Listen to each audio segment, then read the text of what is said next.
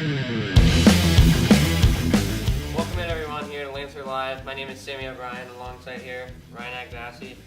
And here tonight, St. Francis Lancers of Mountain View, California are going to be taking on the Saint Ignatius Wildcats of San Francisco, California. And this game tonight does open league play, which puts a little bit more on the game. As St. Francis is coming off easily the biggest win in probably the school's history. Oh yeah, and you and I were certainly shocked, especially in that first half when they were up by 2 scores at one point, and it certainly got close at the end, but St. Francis pulled away. It was a combined effort from their offense under Matt Doherty. Matt Doherty has a bunch of weapons, Teu, Arquette, Atkinson, Andrighetto, the list goes on. And I was also surprised what I saw in defense last game, with great open field tackles, awesome sacks, and yeah, it was just a good combined effort. Yeah, for sure. Nico Andrighetto, I don't think missed a tackle that entire game. Oh yeah, he was phenomenal. I give him the player of the game, or in the player of the game race. It's always a good sign when there's multiple players, St. Francis players that could be in that race, but it's important for St. Francis not to be comfortable heading into this week. We know they certainly deserved that bye week last week, but we were talking to the athletic director just the other day, and he said that there were a few injuries and knickknacks and after that brutal game. So let's see how they bounce back, especially heading into the league season. Yeah, from what we've heard, Andrew Atkinson is questionable with a hamstring injury, which takes away one of the Lancers' best receiving options, which just puts more pressure on the St. Francis running backs, specifically Juju Teo and Camilo Arquette. Juju Teo last game was absolutely phenomenal. Oh yeah, the two of them combined for over 200 yards, and they each had several big chunk plays, and even dating back 2 years ago when they're both sophomores, right now they're both seniors, when they're sophomores they erupted against St. Ignatius in their loss. They lost, the St. Francis Lancers lost 35-26 in 2019, that was the last time they faced. But Teu and Arquette both combined for over 200 yards that game, so that's just that consistency in the St. Francis offense, and it's carried over. Yeah, for sure. And let's also talk about St. Ignatius here for a second. The St. Ignatius Wildcats, they're coming off a 38-10 loss against St. Mary's. In St. Mary's a couple weeks ago, they did lose to De La Salle, 52-16, which just shows you how significant that St. Francis win was a couple weeks ago. Oh, absolutely. They no doubt shocked the world. Went up from 116 to number 13 in the state.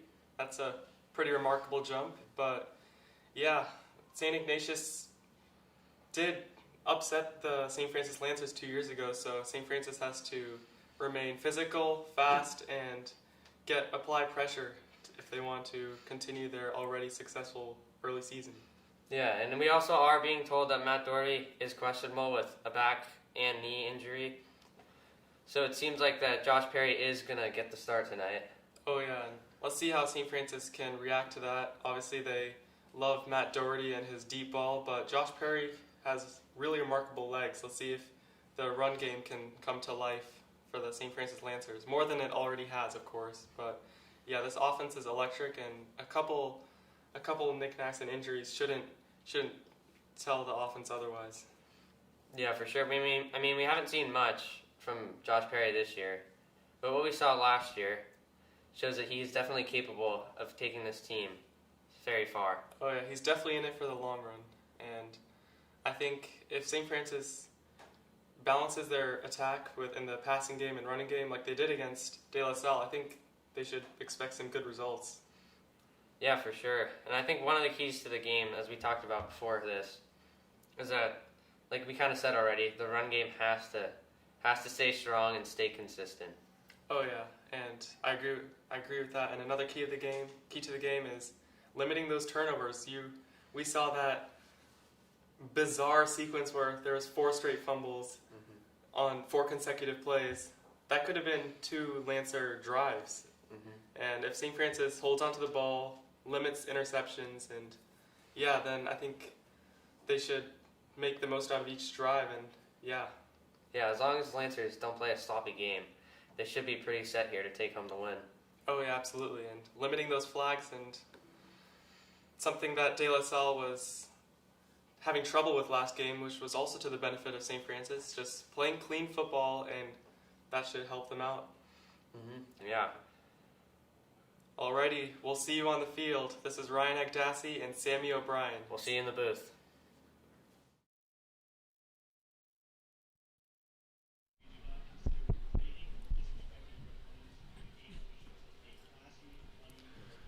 Welcome everyone to another St. Francis home game. This time they take on Saint Ignatius, and boy, are they coming off of a big win against De La Salle. Oh yeah, Ryan, for sure. The Lancers are definitely coming off easily the biggest win in the school's history. And no doubt they made headlines from the Mercury News to other local news sources. They broke a huge streak of De La Salle against Northern California teams, over 300 straight games, and St. Francis cracked that. Yeah, it was over a 30-year streak, Ryan. I mean, it was absolutely remarkable sitting up here and watching it. I was in shock nearly the entire game, and I'm sure you were too. No doubt, no doubt. Especially when they're ahead by a few scores at one point. It certainly was close at the end, but St. Francis pulled off a miracle win, and let's see if they can keep building off of that. Yeah, another thing I think is deserving of a mention is that the St. Francis over De La Salle win was actually trending fairly high on Twitter. Oh, for sure. And understandably so. When you got a top team in the nation, De La Salle was among the top in the nation before coming in this game. And St. Francis was a complete underdog, and St. Francis elevated from number 116 in the state of California all the way to number 13, which is really remarkable. Yeah, and they also were unranked in the country. Now they're all the way up to 57th in the country via, of course, the De La Salle win, but also via a Bishop Gorman loss, who I believe they were in the top 10 in the nation, and also a couple other losses from top high school teams. Absolutely, and St. Francis couldn't just walk on and play like they did. They had to practice every single day, and it was a combined effort both from offense and defense. You saw Matt Doherty throw several lasers to his offensive weapons, and you got Teu and Arquette, the power running backs of the St. Francis team, and yeah, that electric offense meets with a really remarkable defense too. You see senior Nico Andrighetto got 11 tackles last game. That's like NFL type numbers right there. He'll play a big part tonight for sure. Yeah, and injuries are banging up the Lancers a little bit. Matt Doherty is out tonight with a mix of a back and a knee injury. So senior Josh Perry will be getting the start tonight. And the Lancers also lost defensive lineman DJ Scott, as well as another defensive end and very good special teams player Juan Becerra to injuries as well. And that is unfortunate, but we talked to the athletic director. He said that St. Francis certainly played their heart out, and that came with a few injuries, but they still have several decent players that can lead the Lancers to victories. But Josh Perry, being the running quarterback of this Lancer offense, will need to amplify the running game in order to make some progress tonight. Yeah, and we definitely have to talk about and appreciate the running game a little bit more in that last game. Juju Teo with an absolutely phenomenal game. He had 24 carries for 185 yards and 1 touchdown, but he just absolutely carried the Lancer offense on his back the first 3 quarters. Oh yeah, he train wrecked that De La Salle defense, and if there was fantasy football for high school sports, I would want him on my roster. But him and Arquette just make this running back room really special and a big part of the Lancer offense. Yeah, for sure. And one of the keys to the game we've discussed about is definitely we have to rely on the running game. As Josh Perry is not as strong as a thrower as Matt Doherty is, so Camille Arquette is going to have to play a bit more of a role this game as he did last game. Absolutely, and I think the fact that Teu and Arquette are both lead runners in this backfield, they need to really spread the wealth and take advantage of every single opportunity they have. And going off of that, I think the St. Francis Lancers need to eliminate any turnovers possible. We saw that unprecedented four-play sequence of straight fumbles. That could have been 2 Lancer drives, like I was saying earlier. So St. Francis needs to eliminate turnovers and eliminate any careless mistakes if they want to continue their A game. Yeah, and as you can clearly see, the Rage Cage is still here in full effect in the camo theme tonight. Can't see us, can't beat us. After a stellar showing again with their whiteout theme 2 weeks ago, let's see if the St. Francis fans in the Rage Cage can continue their show of support. St. Francis certainly will appreciate that. We are just ready to get underway here in Mountain View, California, as the Saint Ignatius Wildcats are ready to kick it deep here for Camilo Arquette and Juju Teo. And 2 weeks ago, we saw big returns from both of them at several points in the game. So let's see if St. Francis can start out with a statement. Cooper Lucy sends a short one here. It's going to be caught about the 35-yard line. And that ball is going to be taken for about a 12 or so yard gain there.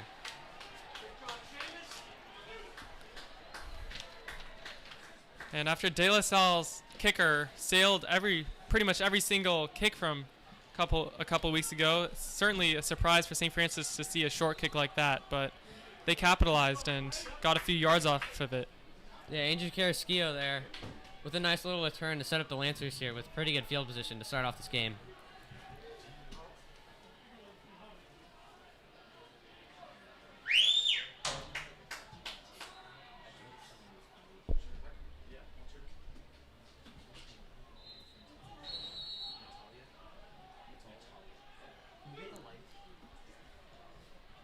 So you got a 2 wide receiver set, and Tim Netane on the bottom. Perry hands it off here. This is Juju Teo. He's going to cut back across the field, and he's going to be brought down for about a 5-yard gain.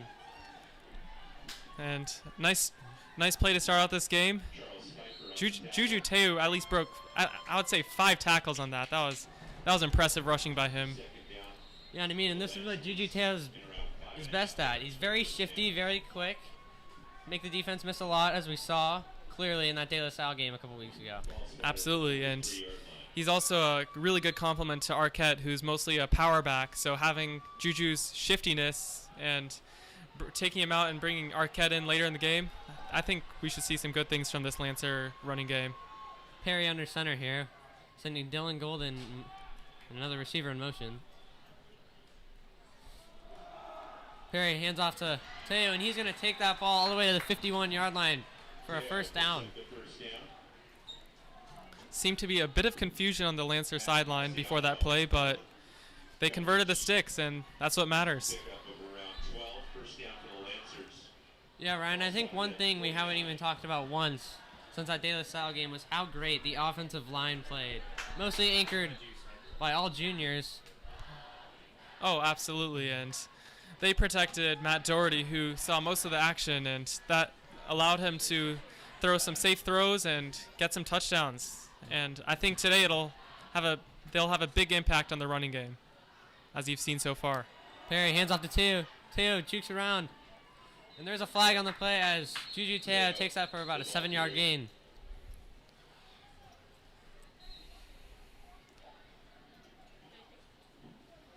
And we'll see what the flag was. But it was pretty late. I think it's coming back.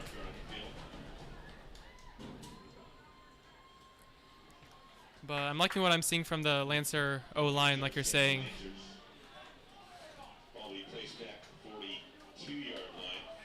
And it does appear to be a holding penalty here on St. Francis, as the ball's going to get pushed back all the way to the 42-yard line. So it'll be a first down and 19, and that's what we were talking about, eliminating those careless errors. But we'll see if St. Francis can bounce back.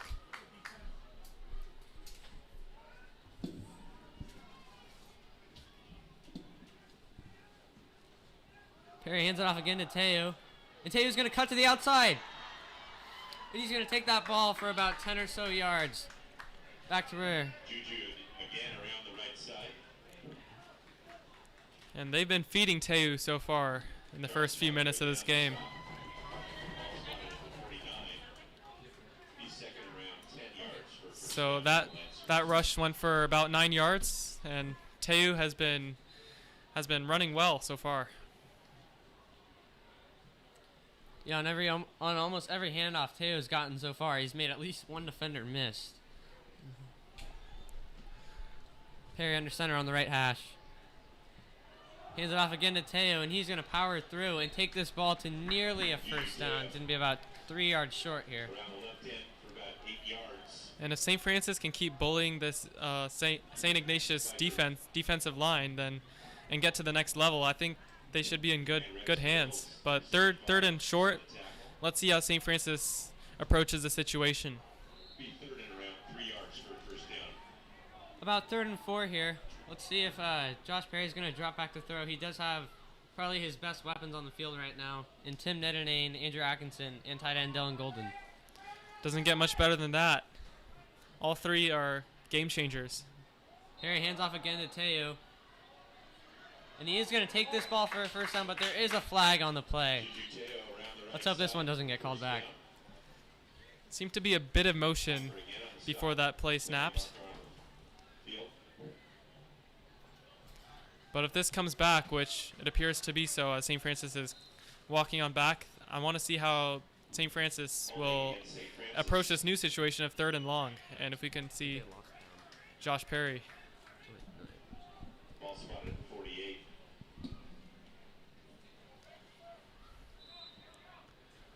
It'd be 3rd and 14 for a first down.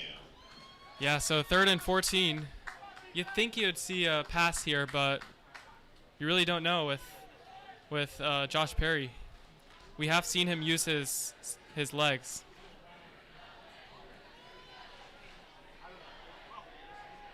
Lancers do seem to be in a pass formation here. Perry takes a snap, jogs back to pass. He's going to throw one downfield, and that ball is overthrown, targeting Nico Andrighetto. He had the right idea there, but a little bit more would have put Nico Andrighetto in a better situation.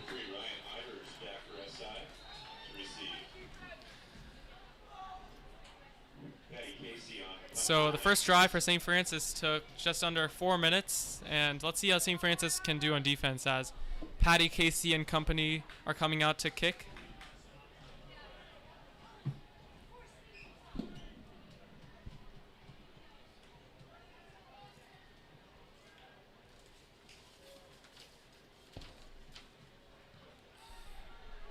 Patty Casey sends this one deep, and it is going to be fair caught at about the St. Ignatius 12-yard line.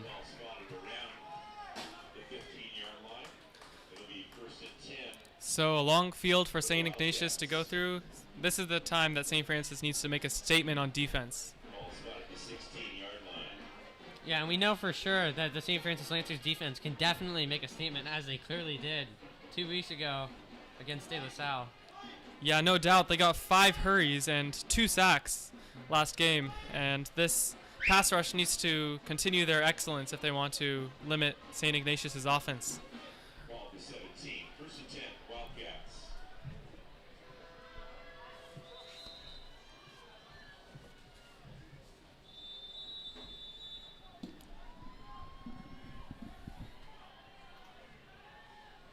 Josh backs pass, and this ball is thrown and caught. And it's going to be taken for St. Ignatius first down.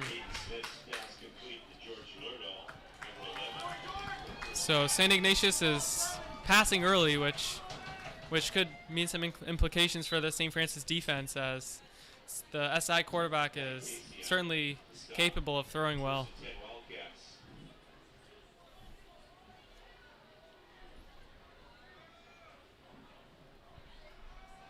Another pass here. And he's going to be pressured, and that ball is going to be thrown and dropped. That was great pressure again, which we were just talking about. That was a nice rush by Matthew Cummins. And we'll need to see more of that all game if they want to make the SI offense uncomfortable.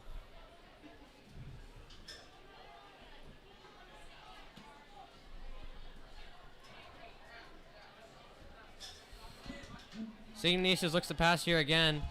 And that ball is batted down by number 6, Camilo Arquette. And that's another thing we definitely need to talk about. Camilo Arquette, not is he also a phenomenal running back, he is also a phenomenal linebacker. Him and Nico Andrighetto definitely are the backbone of this Lancers defense. No, yeah. Arquette is certainly a dual threat. He's always praised about his rushing capabilities, as he was called up to varsity as a sophomore, similar to Juju Teo, but his tackling and speed on defense is paying dividends.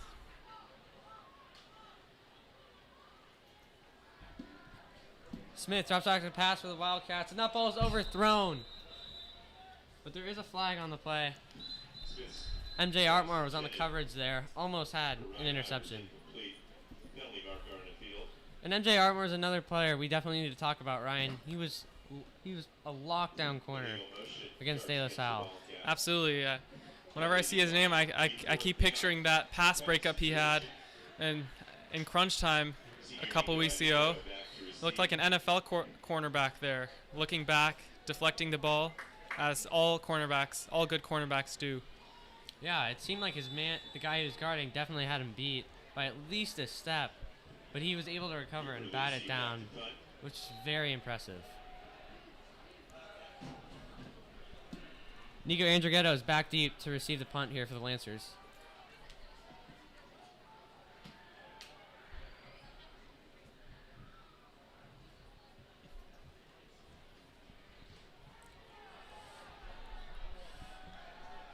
And Andrighetto is going to let this ball roll to about the 46-yard line. So another shorter kick for SI, and putting the St. Francis Lancers in solid field position again. But let's see if St. Francis can capitalize on that opportunity now. But yeah, they'll keep pounding the dirt, as we've seen the first drive. Yeah, a big play here is definitely needed for the Lancers, as they do need a spark in this offense. Everything seems to be a little dead right now. So Juju Teu is in the backfield once again.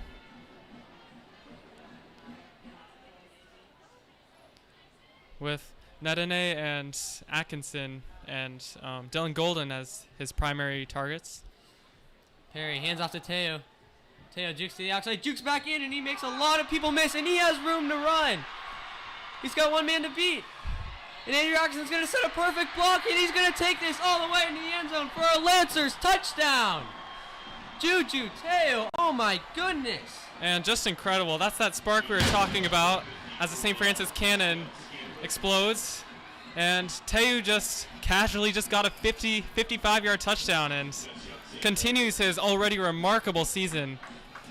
And he showed off his shiftiness and most importantly his speed on that one. Yeah, he seemed like he was going to go to the left side, and as he juked back in, I swear to God, the entire Wildcats defensive line fell down. And Matt Carrick's extra point seemed like it's going to miss.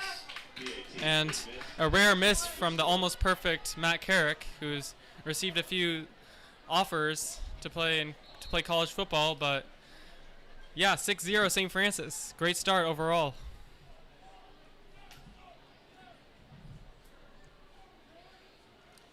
Yeah, Ryan, and on that last play there, we definitely have to appreciate the block from Andrew Atkinson on the inside the 10-yard line on Ryan Ivers. Oh, certainly. He would have been down at the 10 had Atkinson not kept up with him. But it's an overall effort, blocking, and that showed in the touchdown.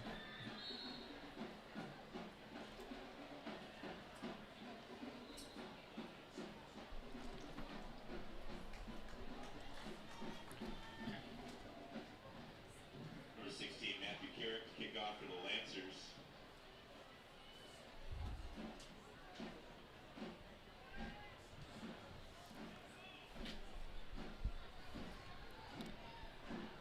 August Parker.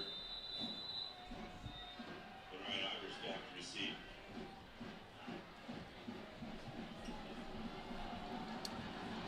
Carrick sends this one deep, and this ball is going to be received at about the 2-yard line by Ryan Ivers.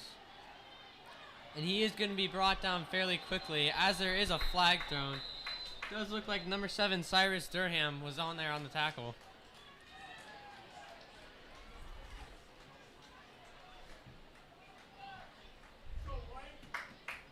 And seems to be a penalty marker. We'll see what the officials say. Face mask charged against St. Francis. And another penalty against St. Francis, this time a face mask, as St. Francis has been quite penalized so far. And face mask penalties aren't any jokes. They'll advance the ball position by 15 yards.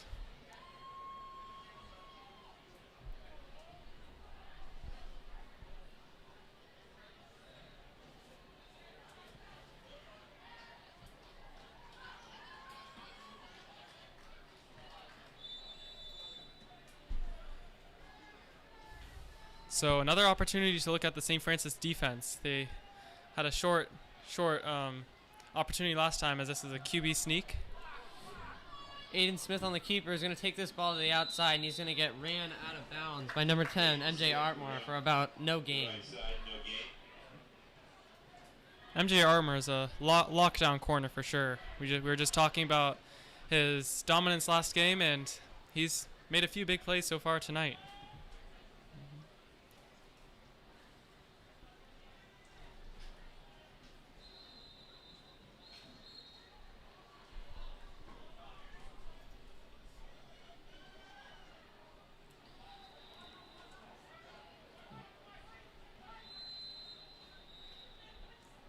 And a timeout is going to be called here by St. Ignatius.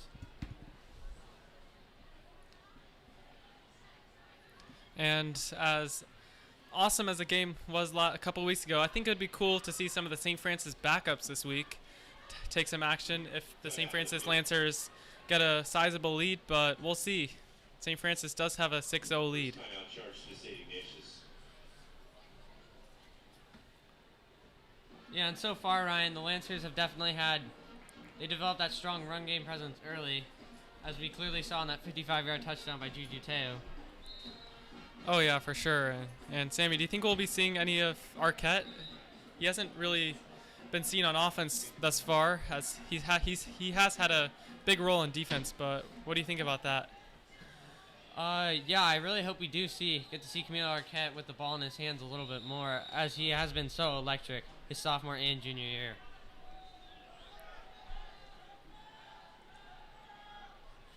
Aiden Smith takes a shot from the shotgun, throws over the middle. That ball is tipped up in the air and falls incomplete.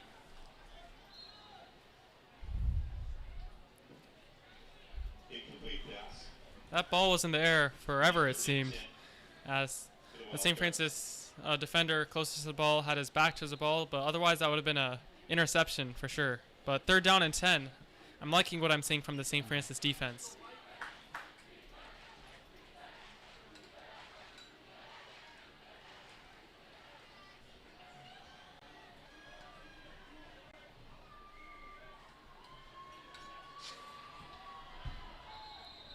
Aiden Smith is going to come out in the shotgun with a pass-heavy formation as George Lordahl is in motion.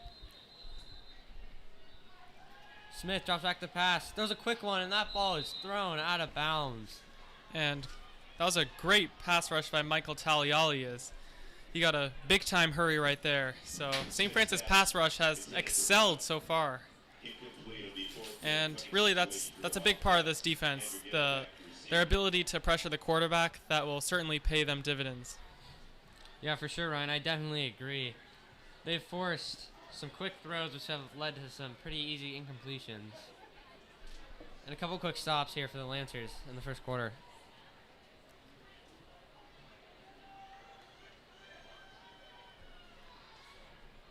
Cooper Lucy is back to punt here for St. Ignatius. His last punt was a bit short, but we'll see how he reacts to that one.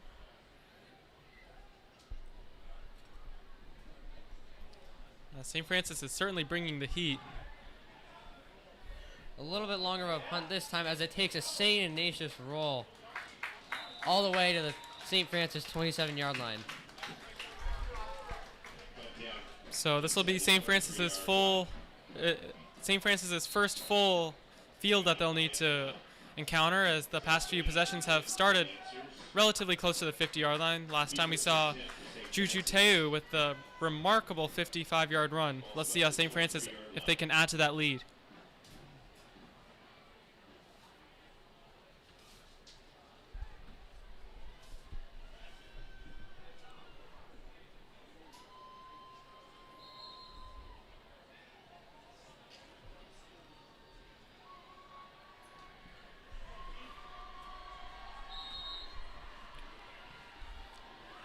Dylan Golden, Josh Perry under center with Jeffrey Zhu and Juju Teo in the backfield.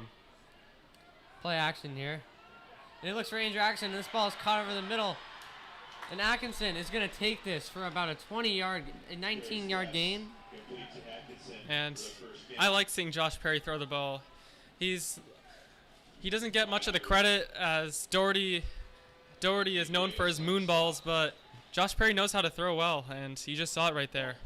Found an open receiver, and you don't need to run every single play, but having a balanced attack is what makes the St. Francis offense so special.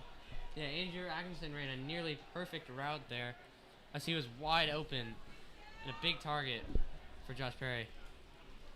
Perry hands off to Teo again, and he's going to power through the line here and take this one for about 8 or so yards.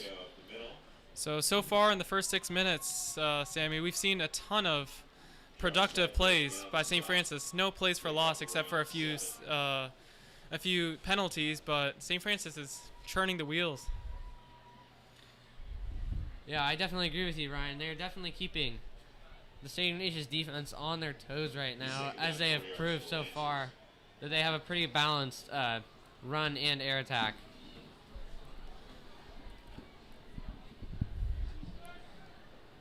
Perry looks to throw a quick pass, and this ball is caught wide open by Andrew Atkinson, and he's going to take it upfield for a very good gain. And that was another nice pass block by Tim Netane. And two passes and two completions for Josh Perry this drive alone, and I'm liking what I'm seeing.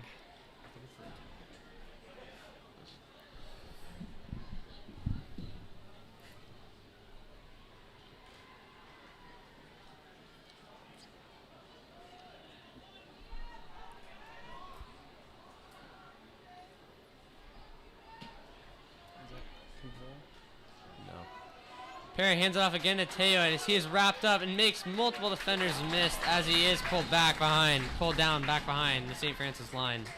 Yeah, and just as I said, St. Francis hasn't had any negative plays. It's a big-time tackle for loss by the Saint Ignatius defense.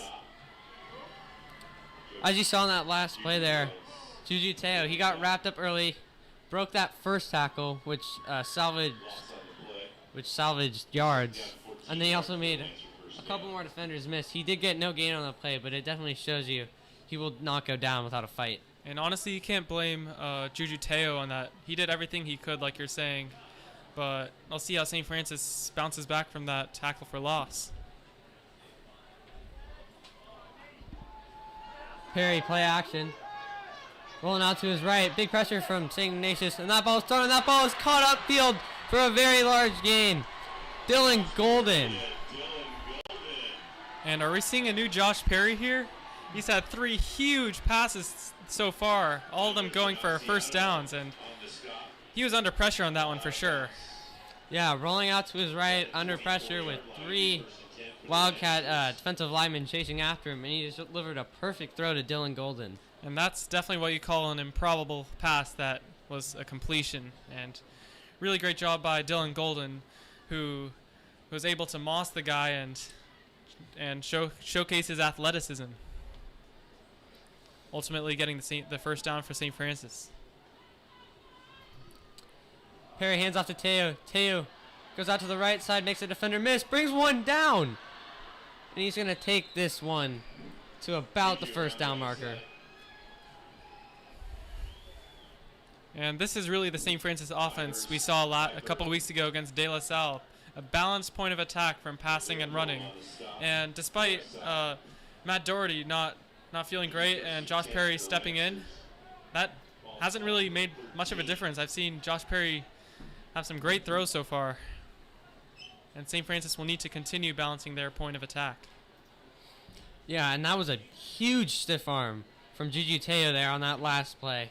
Brought that cornerback down with him.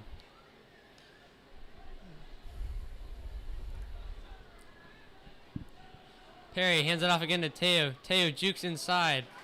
It's going to be brought down for about a 1-yard gain. The ball did seem to pop out, but it was pretty clear that Teo was already rolled down. And it seemed like he did get tackled awkwardly, but thankfully he got up okay. And again on that play, Ryan, Juju Teo almost broke that tackle. Oh yeah, I really want to see the stats of how many broken tackles he has. I know his yards per carry stats are through the roof. Last week he had 7.7 yards per carry with 185 yards and a touchdown, like you said earlier. And Camilo Arquette is going to get his first carry of the game here, and he's going to bring this ball in for a Lancers touchdown. Camilo Arquette with a beautiful play to add on to the Lancers lead. And that was exactly what St. Francis needed. They rested Juju Teo, who has led them so far in this productive drive, and Camilo Arquette on his first carry of the game was obviously hungry, and his hunger was shown as that was a awesome run. Broke a couple tackles and dived for the touchdown. Yeah, and it was clear the second Camilo Arquette got the ball there, he was not going down, and he was going straight to the end zone. Oh yeah, he knew he was going in once he touched the ball. And Matt Carrick's extra point kick is good this time. And that's a good sign for him. It adds to his confidence as he missed an extra point earlier, but he's been mostly automatic all year and in years past.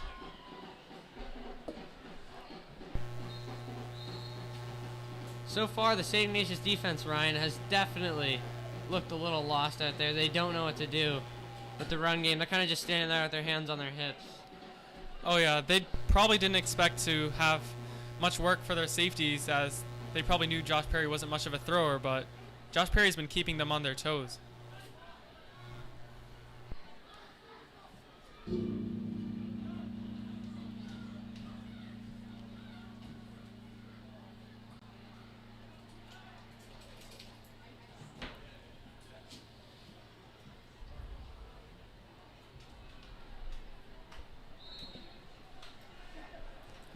But yeah, so far in the first 9 minutes, St. Francis certainly showed that they have several players that could play really effectively on Saturdays in the coming years, as several of them are getting all offers and scholarship offers to several D1, D2, D3 programs, and understandably so. This offense and defense is electric.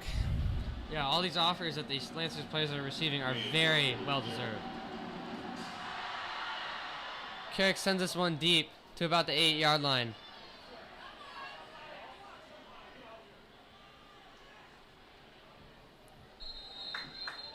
And the St. Ignatius ball carrier is going to get brought down by a heap of Lancers.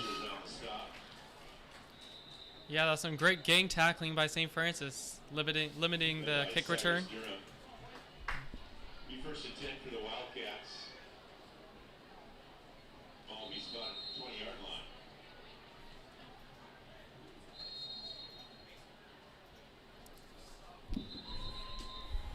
We haven't really heard Andrew Ghetto's name much in the secondary, which is a good sign. That shows how dominant the St. Francis defense has been at wreaking havoc on the O-line.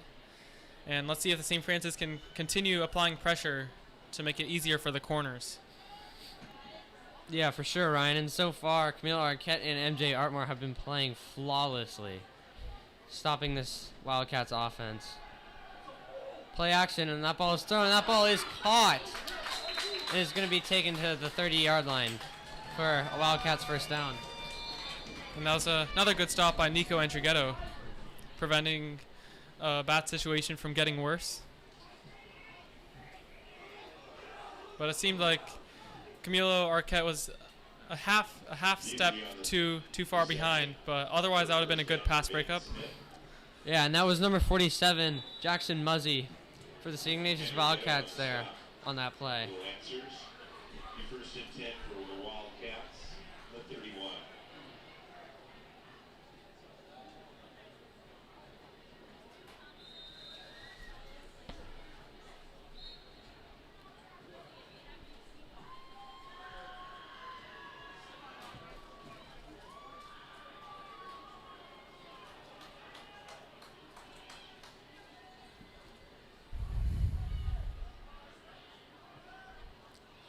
Smith hands this ball off. And that ball is going to be taken for about a 5 or 6 yard gain. Reyes around the right side.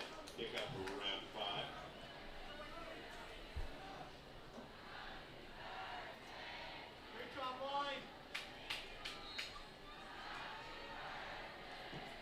Andrew Carrasquillo on the stop for the Lancers.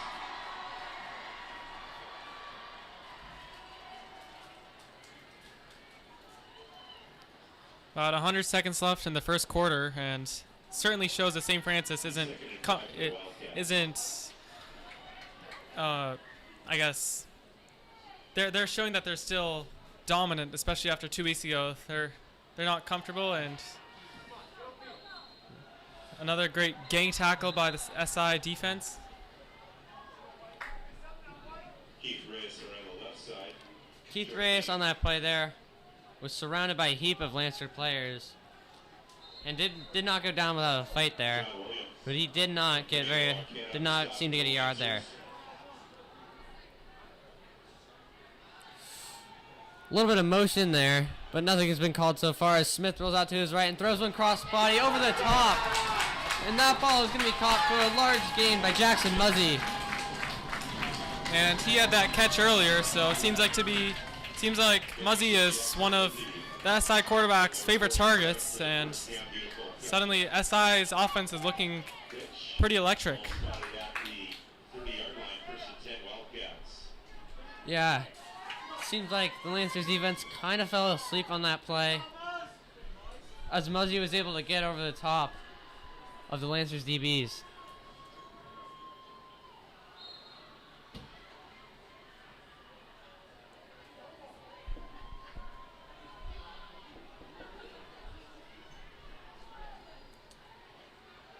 Smith hands it off. Reyes around the right side. A host of Lancers. And Reyes is going to take this for about a 1 or 2 yard gain as the clock winding down here in the first quarter. Short gain. Second and 9. Ball spotted at the 29.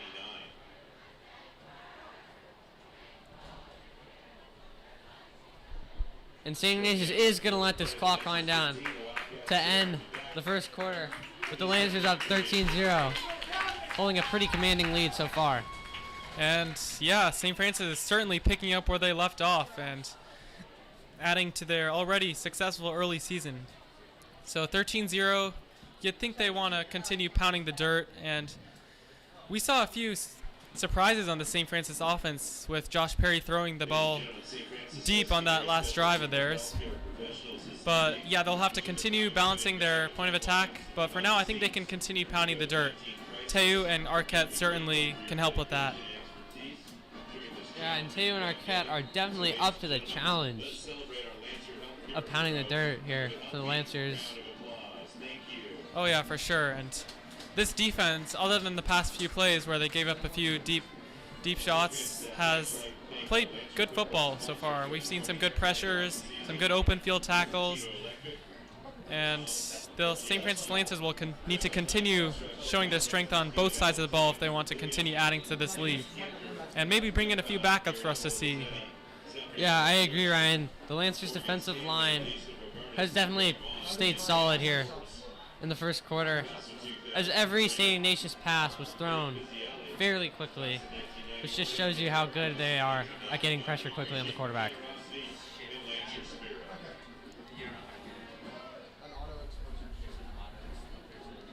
So St. Ignatius is on the St. Francis's 30-yard line, and they'll need to convert this drive if they want to stay in the game. Smith throws across the middle, and that ball is caught by number 87, Oliver Stewart. And with forward progress, that is going to bring the Wildcats somewhat close to the first down marker.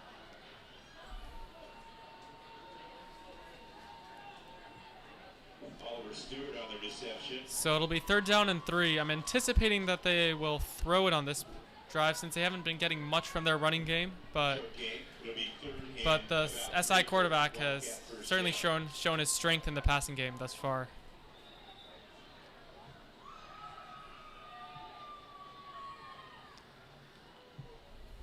Aiden Smith drops back to class, throws a quick one, and that ball is caught by Roman Green, and he's going to take that ball inside the red zone for a first down. Roman Green from Aiden Smith down the sideline for a first down. And that was great awareness by quarterback Aiden Smith, seeing the receiver and with a ton of breathing room, and that led to a first down for the St. Ignatius team. Yeah, so far, St. Ignatius' offense has definitely seemed like a quick pass type of offense, and it's worked out pretty well for them so far. No doubt, and St. Francis's defense will need to step up if they want to keep this two-score game. Smith looks to pass, throw that ball in the middle, and that ball is going to seem to be caught by number 3, Ryan Ivers. And that was a pretty remarkable catch right there, as it was almost dropped. You had to really dive for it. Yeah, Ivers made a phenomenal catch there with very tight coverage.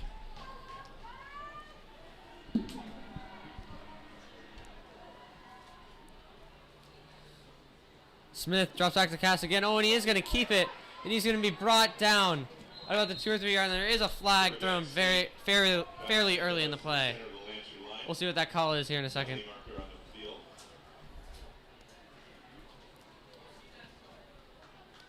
Well, if the penalty is on St. Ignatius, that was certainly great defense by St. Francis, eliminating the touchdown. And it is like this, and it does look like this play is going to get called back, which is going to give the Lancers some breathing room.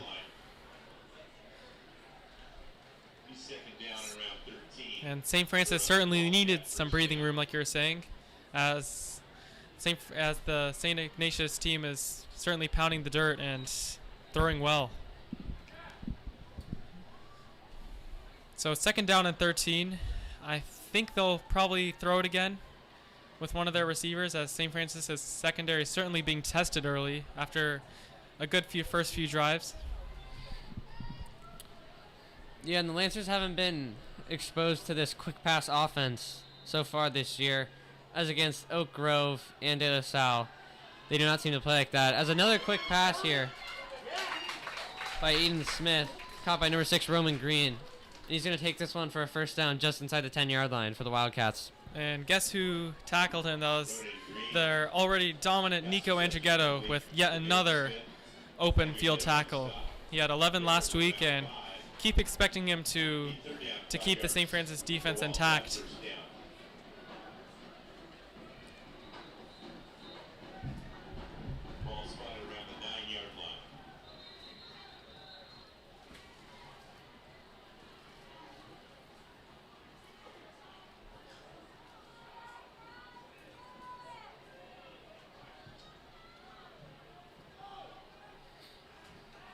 Smith lined up in the shotgun with Roman Green to his right.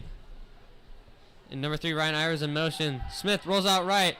Those are Ryan Smith, and that pass is broken up by number 23, Tyler Evers, with a phenomenal defensive effort to not allow a touchdown. And the St. Ignatius receiver certainly had the edge on that one. That was a great play by Tyler Evers to break it up and setting the St. Francis defense to hold a stop. Let's see if SI will go for it or not, but they have 4th and 5. Yeah, Ryan, the Lancers' red zone defense was fairly solid 2 weeks ago against De La Salle, as they did force a fumble one drive late in the game, which was very crucial in their win.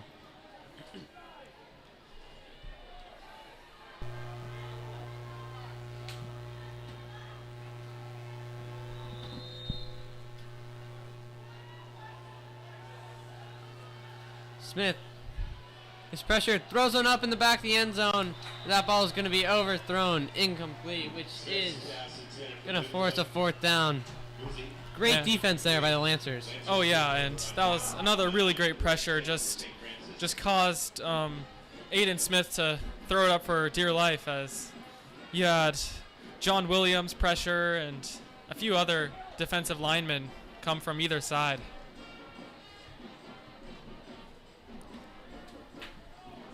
Like they say, great defenses always start on the D-line, and the D-line of St. Francis has certainly proved that that they're a capable group.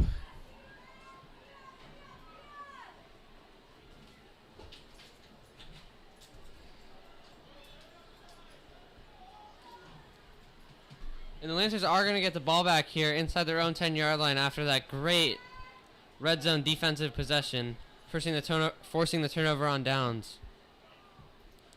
Perry hands off to Teo. And Teo's going to take this, cuts around the field, and Teo's got room to run. And it looks like he might take this all the way. But he seems going to get chased down by number 4, Oliver Bly. And really, really great running by Juju Teo. Just stretch the field, another 50-plus run for Juju Teo, and that's his second 50-plus carry so far this game, and he's going to be playing Saturdays. Yeah, for sure, Ryan. And you definitely have to give number 4 Oliver Bly credit there. He came from all the way across the other side of the field to chase down Juju Teo and definitely not allow another Lancers touchdown. Oh yeah, for sure, and that's really what coaches like to see, that extra effort on the defense after a big play is already in the making, and just stopping the touchdown was crucial. And yeah, great play by Oliver Bly stopping the touchdown, but really great play by Juju Teo.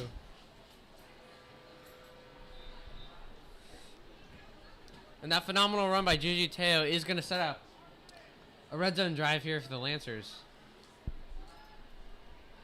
Perry hands off to fullback Jeffrey Zhu, and he's going to power forward for about a 5-yard gain.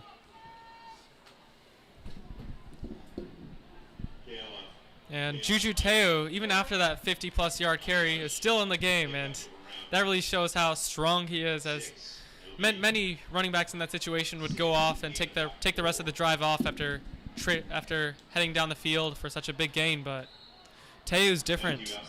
Yeah, for sure, Ryan. Teo so far has definitely seemed to have nearly infinite stamina, as he's only been off the field for one play, which did lead to the Camilo Arquette touchdown late in the first quarter. Perry hands off again to Teo. Teo's going to juke right, and he is going to get brought down at about the 8 or 9 yard line. Up the middle.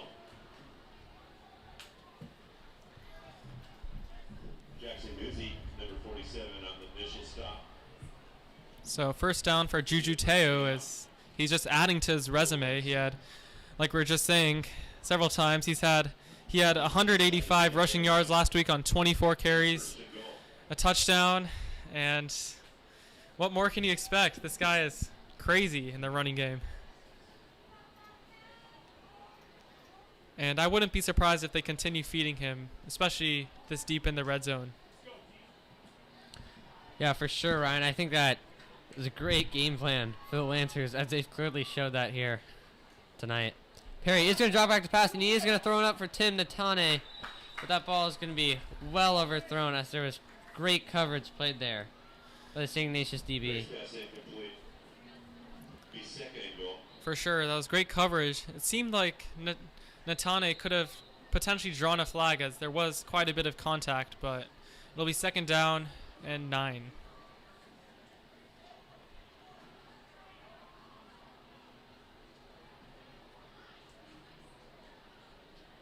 And on that last play there, Ryan, that was number 4 Oliver Bly, who did stop that Juju Teo touchdown just a few plays ago. Oh yeah, he's been really electric on that defensive side. Perry hands off to Teo. Teo goes on the left side, makes a defender miss, and refuses to go down, and takes that into the end zone for a Lancers touchdown. What an amazing play by Juju Teo. He found a hole, and it wasn't optimal situations. He had to break a couple tackles, but that's light work for him, and adding to his already super impressive game. Yeah, for sure. And it almost seemed like that last Wildcats defender trying to bring him down almost gave up, as he knew Juju Teo was just too good for him.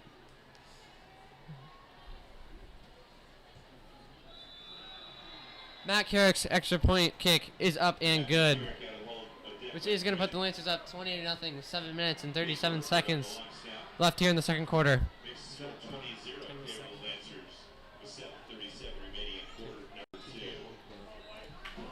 So far you've had 2 touchdowns by Juju Teo and well over 100 yards. And he's certainly been the spark of this Lancer offense, and I sort of like how St. Francis is approaching that. I think having Camilo Arquette really fresh on defense, which he certainly made a lot of progress on defense so far, and having Juju Teo be the lead back, it's certainly worked out as St. Francis is winning 20-zip. Yeah, and both of Juju Teo's touchdowns have been set up by two big chunk plays for both around 50 yards, which has given the Lancers so much momentum.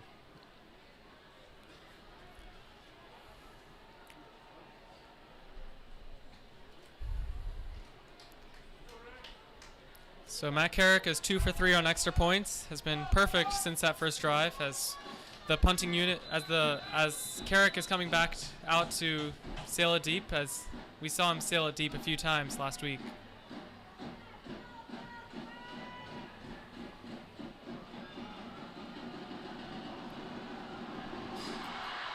Carrick sends a line drive. It's going to be picked up at about the Lancers' 10-yard line. He's going to be brought down by number 6, Camilo Arquette. And Arquette brought the heat on that one. Looked like Jonathan Abram. A big hit.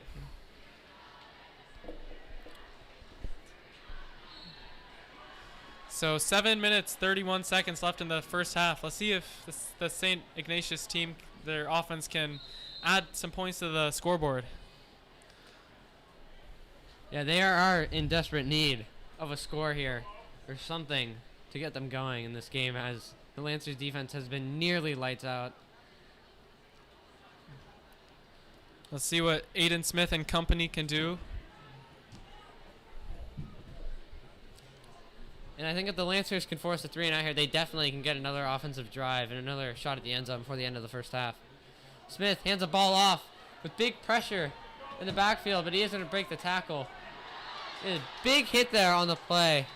It looks like to be number 3, Tyler Evers.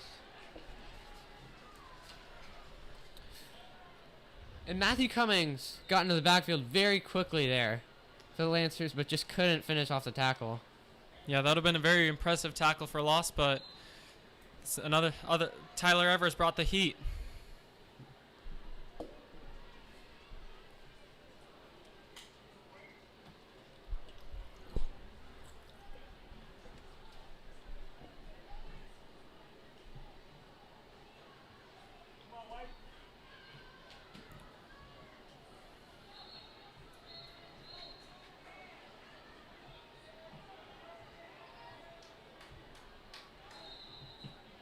Smith looks to pass. He's got a man open over the middle. That's number 3, Ryan Ivers. And he is going to be taken down by number 10, MJ Artmore, for a decent gain. And that's great tackling for him by MJ Artmore. And 3rd and 3. Let's see how SI can approach the situation. Tyler Evers on the stop for the Lancers. We saw Aiden Smith do a QB sneak earlier, which St. Francis brought the heat with. As we have just under 6 minutes left in the first half.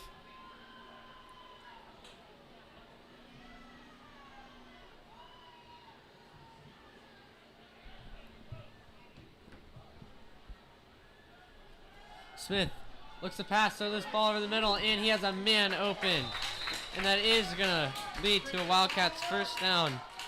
Oliver Stewart with a great catch there with a man on him.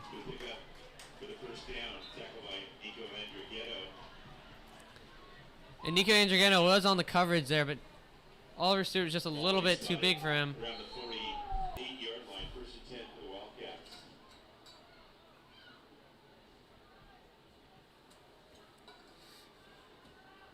Low snap for Smith. I think he's just going to throw it away. There seemed to be nobody there. Pass incomplete. But there is no flag on the play.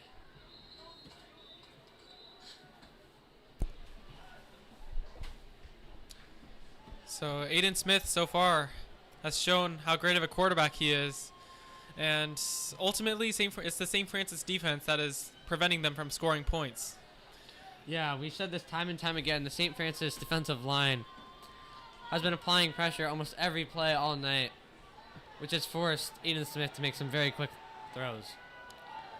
Seems to be a bit of confusion for the St. Francis secondary. This ball is kept on the keeper by number 8, Charles Pfeiffer. He's taken for about no gain. And that was a nice tackle by John Frazier, the senior. Charles Pfeiffer on the Wildcat. Those Lancers on the stop, loss of 1. Be 3rd and 11.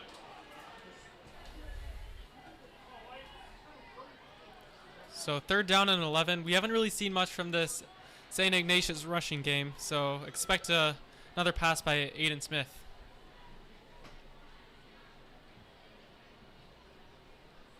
Smith has certainly kept the St. Francis secondary on their toes.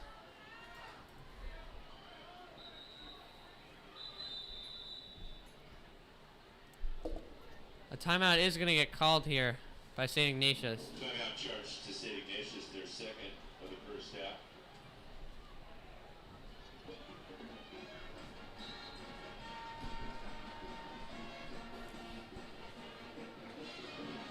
Lancer football fans, it's not too late to purchase a Family Booster Pass. Remember, Family Booster Pass. And Ryan here with 4 minutes and 23 seconds left in the half. On this big 3rd down, if the Lancers can get a stop and force a punt, they can get the ball back and definitely have a shot to score one more time before the end of the half. Oh yeah, if St. Francis makes this 3-score game a 4-score game, they have the game in their hands, as they already do.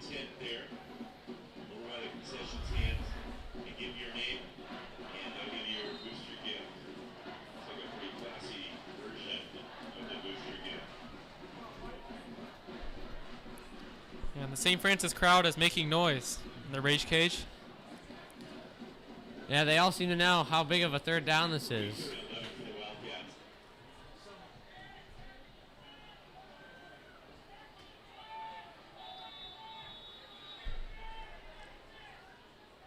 Smith sends a man in motion. And drops back to pass here on 3rd and 11. Big pressure from Messiah Vavayo. And this ball is well overthrown, forcing a 4th down. Smith was looking for Muzzy there, but just the pressure was way too much for Messiah Vavayo. Oh yeah, and St. Francis defensive line and Vavao, they're getting really good pressures, forcing the turnover on downs. Yeah, Messiah Vavao almost had a sack there, as he did have a big sack last week. Or, sorry, 2 weeks ago.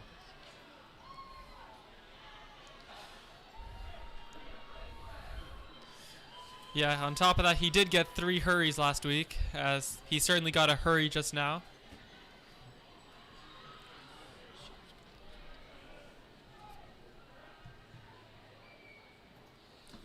Cooper Lucy punts another short one here. Is going to bounce out of bounds at around the 36-yard line, or 26-yard line, excuse me. So 4 minutes, 7 seconds. And St. Francis is up 20-0, and they seem to have the game in their hands. Yeah, Ryan, and I think 4 minutes is definitely enough time for this Lancers offense to drive down the field and score. And expect to see a lot of Juju Teu to close this half out. Yeah, and another big chunk play from Juju Teo, or maybe a receiver for the Lancers, could definitely put them into scoring range.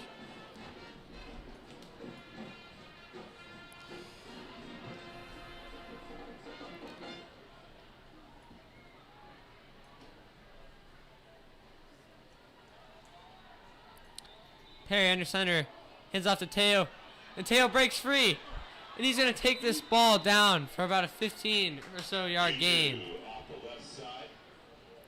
And he's pounding the dirt, just adding to his already amazing game so far. As that carry went for just under 20 yards. Juju Teo is just a big play waiting to happen. Yeah, I agree, Ryan. Juju Teo has been phenomenal tonight.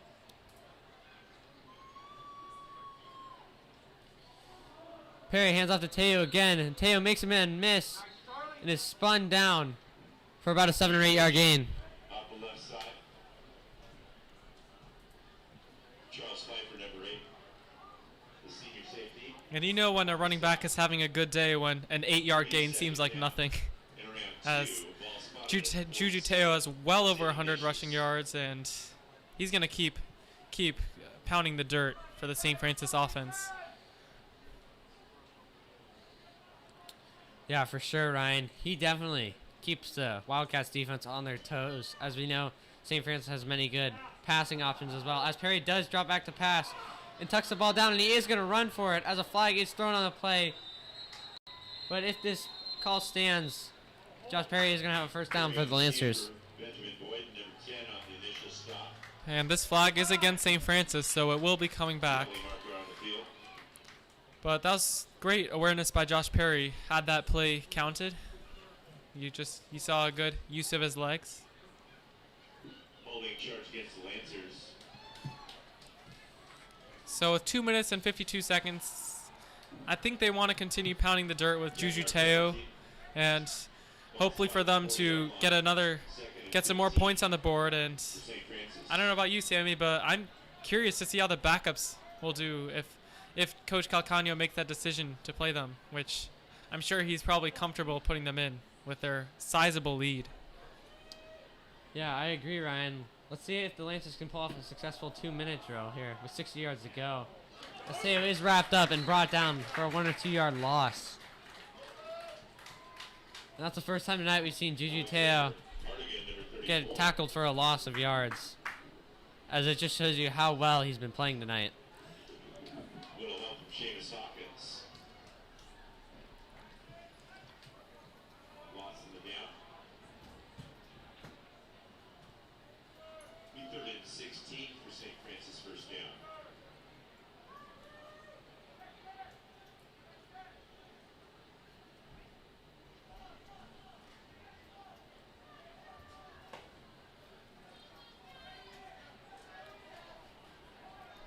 So just under a minute 50 seconds, 3rd and 16 for St. Francis. Perry on the draw play to Teo, and Teo is going to take this for a first down. Benjamin Boyd. And suddenly the St. Ignatius rushing defense is coming to life. A little too late though. Let's see what the St. Ignatius coach will tell them as the half approaches. Yeah, correction on that last play. Juju Teo took it back to the start of this first set of downs here, as he just earned back the yardage from the penalty a couple plays ago.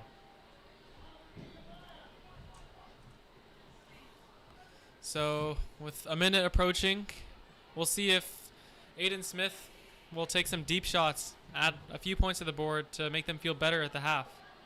Punt from Patty Casey is waved off as a fair catch at the 21 or 22 yard line. Ball about the 22-yard line. It'll be 1st and 10 Wildcats, less than a minute remaining in the second period. Ladies and gentlemen, we have a halftime show coming up for you. The Lancer Band. We also have Varsity Spirit Squad entertaining you. And there's also some great food and beverages, Snack Shack. Let's get your booster pass or your booster gift. Thank you. And with just under a minute to go here, Ryan, do you think the St. Ignatius offense takes a shot and tries and score here, or do you think they keep it conservative and run out the clock? Oh yeah, good question. Aiden Smith has shown his abilities as a quarterback. I would not be surprised if he throws it deep. And why wouldn't you if you're down 20-0 with 55 seconds in the half? Smith does hand this ball off, and it is going to be taken for a decent gain Green, the ball carrier, right around the right first side. down line. So the clock is still winding down.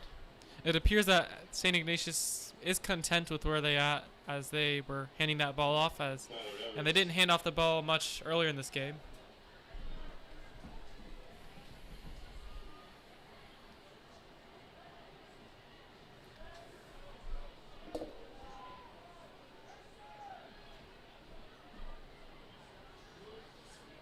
Smith is going to hand it off one more time here.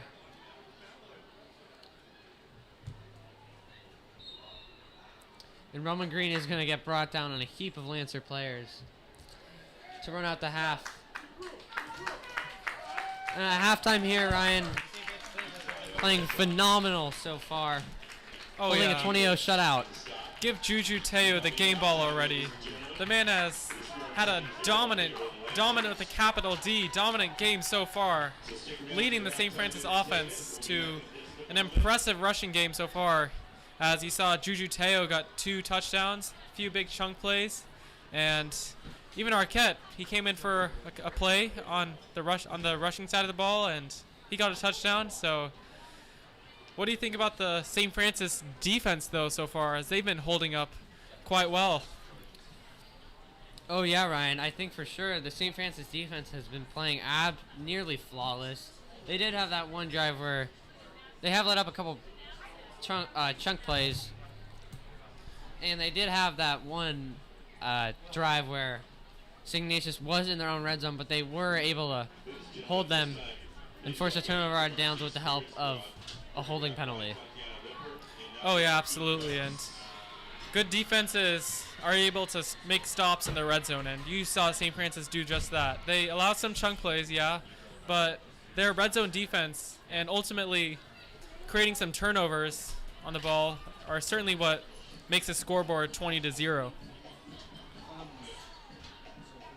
Yeah, for sure, Ryan. And the Lancers so far tonight have been playing out the great message of great defense leads to great offense, as they've clearly been doing that so far, led by Juju Teo and his 2 touchdowns. Oh, yeah, and the St. Francis secondary, I'm pretty surprised. They've been doing quite well so far, and as they have a couple weeks ago, MJ Artmore, Nico Andrighetto, Camilo Arquette, the list goes on. They've done their part on defense, and ultimately that's because of the defensive line. You saw Messiah Vivao get really good hurries. You saw Cummins. You saw a horde of Lancer D linemen just wreak havoc, and they'll need to continue doing that in the second half if they want to create the lopsided game they've created so far. Yeah, and another guy we definitely should give credit to this first half is Tyler Evers. He's had a couple good pass breakups and a couple great tackles. Oh, yeah, for sure. And it's those unsung heroes like you were mentioning. Atkinson made a really good block for Teu earlier on his first touchdown that really make the St. Francis offense so electric, as it's through blocks that big plays happen. And you've seen that in full effect so far. Yeah, and also, Ryan, the St. Francis offensive line definitely deserves some credit, anchored by mostly juniors as well, which just makes it that much more impressive, and which definitely complements Juju Teo's amazing game so far. Oh, yeah, and we certainly need to give credit to Josh Perry. I mean, having Matt Doherty thrown under the fire last week, and he had a really impressive game, Matt Doherty, but Josh Perry stepping up for the injured Doherty, and I'm surprised with how well he's doing in the passing game. He had a couple big first downs to Dylan Golden and Andrew Ghetto, and I'm surprised by his ability. He's showing how great of a passer he is. Yeah, and another player I think we should recognize is Tim Natane. He has been a little quiet today, as he was so phenomenal a couple weeks ago against De La Salle with a pair of touchdowns. Oh, yeah. I would say Natane is Matt Doherty's favorite weapon, which you saw in full effect a couple weeks ago, but Josh Perry's been spreading the wealth. You saw Dylan Golden get that nice chunk play, but the story of this offense is Juju Teo, number 4, the senior. All 5'10", 185 pounds of him. Just electrifying this Lancers offense. Yeah, and he is obviously one of the very many reasons St. Francis is up so big right now at halftime. Absolutely. Well, folks, we'll see you in the second half. This is Ryan Agdassi, and I'm joined by Sammy O'Brien, and we're excited to see how St. Francis will continue in the second half.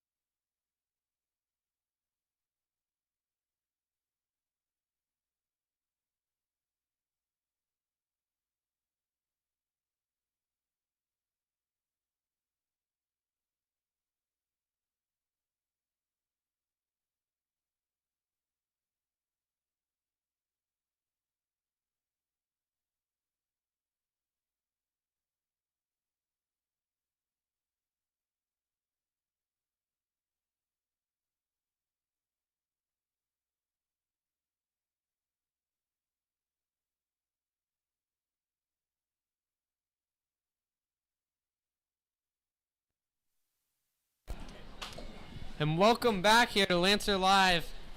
I'm Sammy O'Brien, here alongside with my partner Ryan Adassi, and the St. Francis Lancers are holding a commanding 20-0 lead over the St. Ignatius Wildcats here on this cool night in Mountain View, California. Oh yeah, and Juju Teu has been awesome so far, and I'm expecting them to utilize a similar approach, probably running the ball more, as that has certainly been effective for St. Francis, but overall it's an effort from both sides of the ball to get them to where they are right now. Yeah, we said this time and time again, the defensive line, just the whole defense overall as a group has been outstanding tonight. Oh yeah, defenses aren't always productive when it's just one guy taking up the whole show, but St. Francis has had several key contributions to their defense. I mean, ranging from Camilo Arquette to Nico Andrighetto to MJ Artmore, Evers, the list goes on. Yeah, for sure, Ryan. The Lancers defense, they've only let up one big drive, and it was a red zone drive, but they were able to get a goal line stand and force a turnover on downs, which is just awesome to watch. Absolutely, and the Wildcats will be starting on offense, so they do have a chance to start to show some life on offense. Aiden Smith has had some flashes, though, so far. Carrick sends this one deep. This ball is going to be waved off as a touchback, caught just inside the end zone. Ball across the goal line. It'll be 1st and 10 for 20 for the Wildcats. And thus far, it's been a pretty clean game so far. Not many turnovers, interceptions, fumbles, as both sides have been prioritizing that. St. Francis did have some foul trouble early, but it seems like they've corrected that. Yeah, penalty trouble is definitely something you don't want in a football game. And they've definitely cleaned that up after that first drive in the first quarter.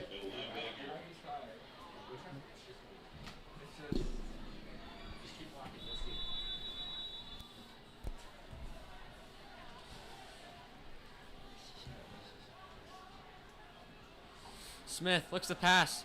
There's a quick one. And he is brought down. Great play by Kiana Ina. Really great tackle by Kiala, the junior.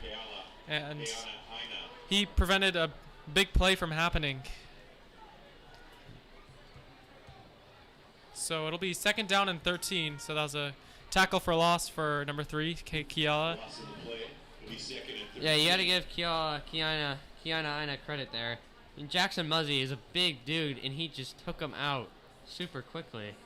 Oh yeah, and Muzzy is a name we've heard a lot in the first half. It's Aiden Smith's probably his favorite target so far. Some motion on the line here as this play is waved dead. The Lancers defensive line is pointing to the St. Ignatius side, and it is going to be a false start on St. Ignatius, which is going to push them back more into their own territory. And St. Ignatius certainly wants some momentum, and those first two plays, the tackle for loss and ultimately this penalty, certainly don't help with that. As it's 2nd down and 18, St. Francis has got to love the situation they're in.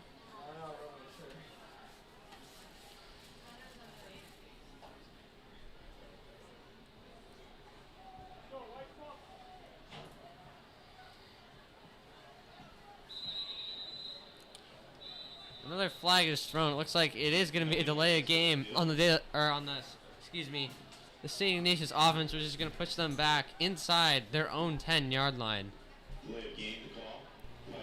So, an unfortunate sequence of events for the St. Ignatius Wildcats. So 2nd down and 23 to go. Let's see how St. Francis uses this really awesome opportunity for them on defense.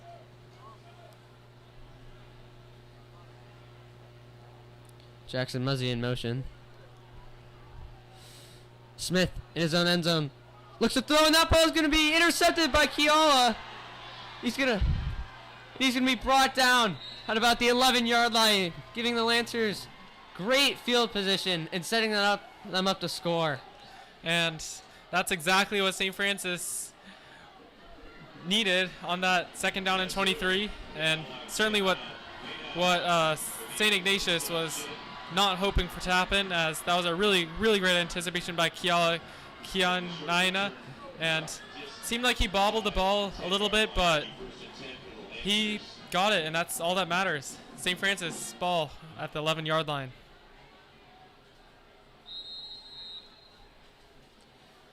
And as Josh Perry and the Lancers offense walk up to the line here, you assume they are going to go back to Juju Teo, as he's been absolutely phenomenal this entire game.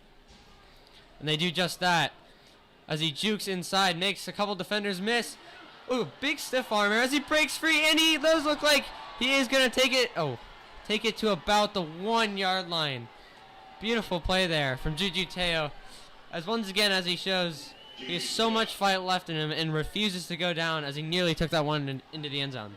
Oh yeah, 90% of running backs would have probably fallen on that first initial hit, but Teo's different. He found he didn't even have a hole. He created all of that separation, and ball on the 1, 1st and goal.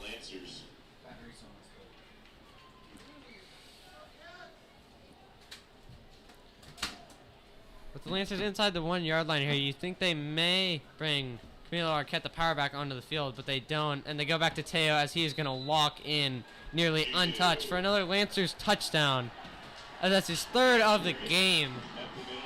And this is just something amazing that I'm watching here tonight, Ryan. Oh, for sure. And that touchdown was easy to him. He walked into that end zone, and he's certainly been the player of the game so far. 3 touchdowns, probably nearly 200 yards rushing, and St. Francis is churning the wheels, pounding the dirt. And we'll see if Carrick can make it a 27-0 lead. Carrick's kick is up and good. And now the Lancers here with a very comfortable and commanding 27-0 lead. You think maybe they give some of the reserves that don't get a lot of playing time, maybe you see them to get on the field here? You know, yeah, I think so. I think up 27-0, that's a perfect opportunity to allow some backups and reserve players on the St. Francis roster to show that they can shine and maybe make their way up to the starting roster.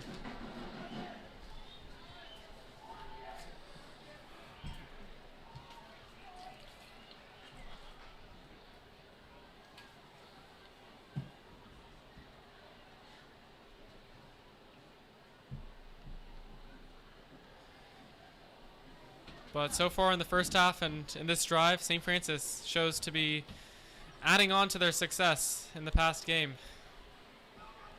And that's really what they need. They can't get too comfortable in September, as I'm pretty sure, almost certain, that Coach Calcagno wants them to be playing their best football in November and December, as St. Francis seems to be starting to lead to that. And it's showing. Carrick sends this one deep, and this ball is going to be returnable from the goal line. A couple defenders missed the tackle, but ball carrier is brought down in a heap of Lancers. On the run back, Andrew Atkinson on the stop for the Lancers. Be 1st and 10 for the Wildcats. Ball spotted on the 19-yard line.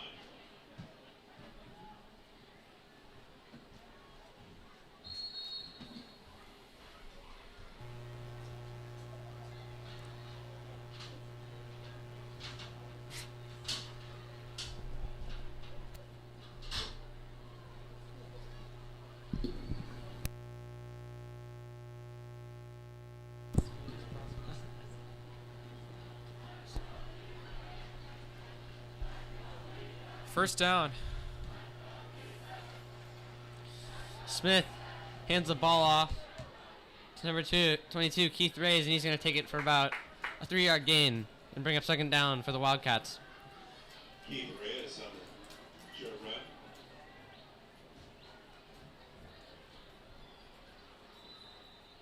MJ Hartmore on the stop for the Lancers.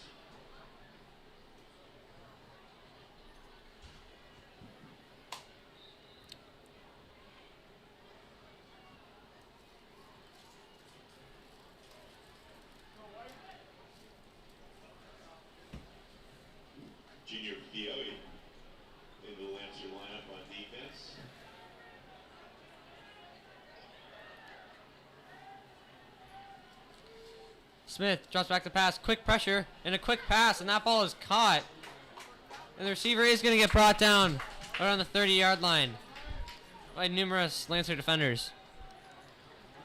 So it's productive games like these by SI quarterback Aiden Smith that shows how that they have promise on offense, but it's ultimately converting their productivity into the red zone.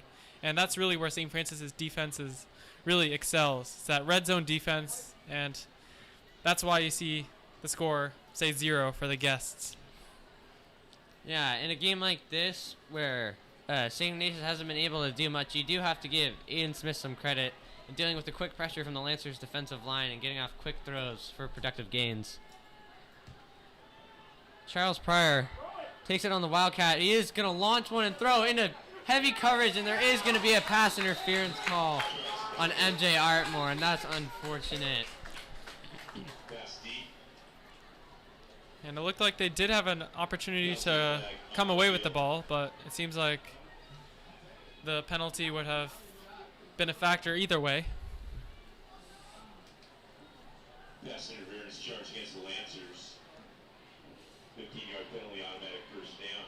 So pass interference, that's a 15-yard penalty. You saw St. Francis be flagged for another 15-yard penalty for a face mask earlier. These are big penalty yardage.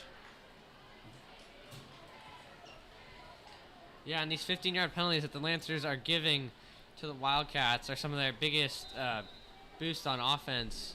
As we've seen, they've capitalized off so far. At the 45.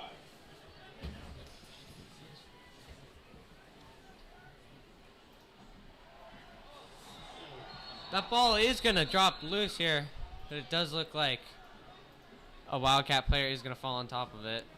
It is going to be a big loss on the play. That was great anticipation by Peyton Worthford, who broke up the ball to begin with.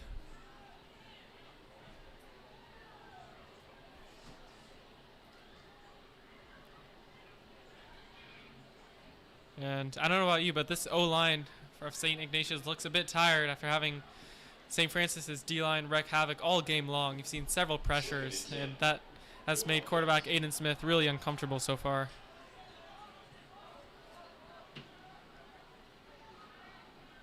Smith in the shotgun, play action. Quick pressure, throws one over the middle, throws one over towards the sideline, and that ball is going to fall incomplete. Tyler Evers nearly had an interception there, but it was just a little too far out of bounds. And that was a nice pressure by number 7, Cyrus Durham.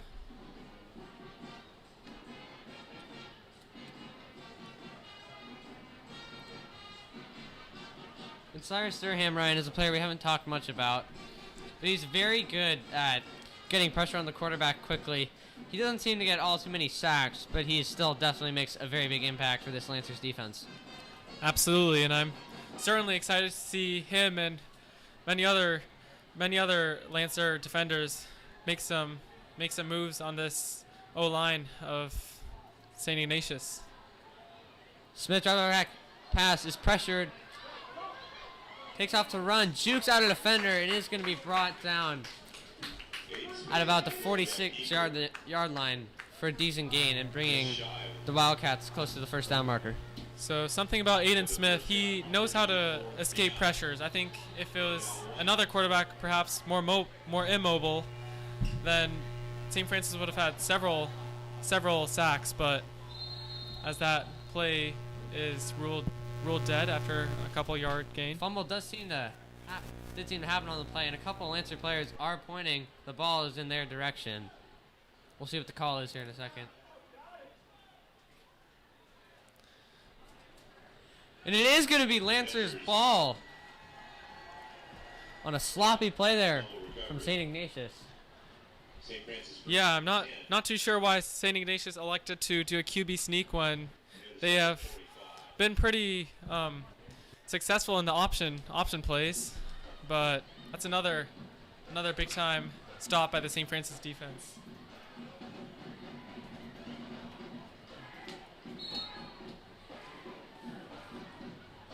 And the Lancers are going to get the ball back here with 7 minutes and 16 seconds left in the third quarter, with Gigi Teo in the backfield once again for the Lancers. hoping to add on to his already impressive game. Perry, quick throw over the middle, targeting Tim Natane, and it's just a little overthrown. And that was a good play call there by Coach Calcano as he recognized the mismatch on Natane as he had a clear height advantage over the Wildcat defender. Oh yeah, Natane, all 6'5" of him, and I think Josh Perry should continue targeting him as, like you said, he has that size advantage. But you have to be happy with the St. Francis defense. They've had several turnovers. They've had a couple 4-and-outs. They had an interception, a fumble recovery, and you got to be happy. The St. Francis defense has got to be happy with how they've done. Perry hands off to Teo. And Teo is going to be brought down at about midfield. Another thing I think we should also mention about crediting the defense was that great goal line stand that forced a turnover on downs. Oh yeah, I think if St. Francis defense didn't really go for turnovers, then this game would be a bit closer. But St. Francis, they know how to get the ball out, how to generate pressure, get stops, and it's been showing. Yeah, for sure, Ryan, and that is definitely why they have this comfortable lead here in the third quarter.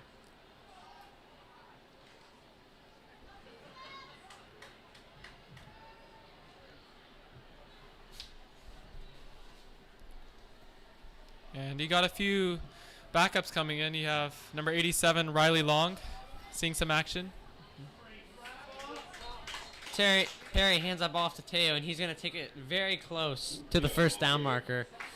It does look like he is going to be ruled short, which is going to bring up fourth and very short for the Lancers. Arquette checks in, and this is where Arquette does most of his damage, as it takes several defenders to usually bring him down. Yeah, Camilo Arquette very well plays the role of a power back for this Lancers offense. Absolutely, and he's certainly fresh, especially since Teo has been the lead back so far. And like we expected, Arquette is going to get the ball, and he's going to pick up the first down, make a couple defenders miss, and he's got room to run. And Camilo Arquette, he's going to run another guy over and bring this ball inside the 5-yard line. Camilo Arquette, what a play on fourth down. Yeah, just incredible. And 4th and 1, I half expected Camilo Arquette to take it for a little bit more than 1 yard, and he's showing just how dominant he can be as he's providing a spark for the St. Francis offense.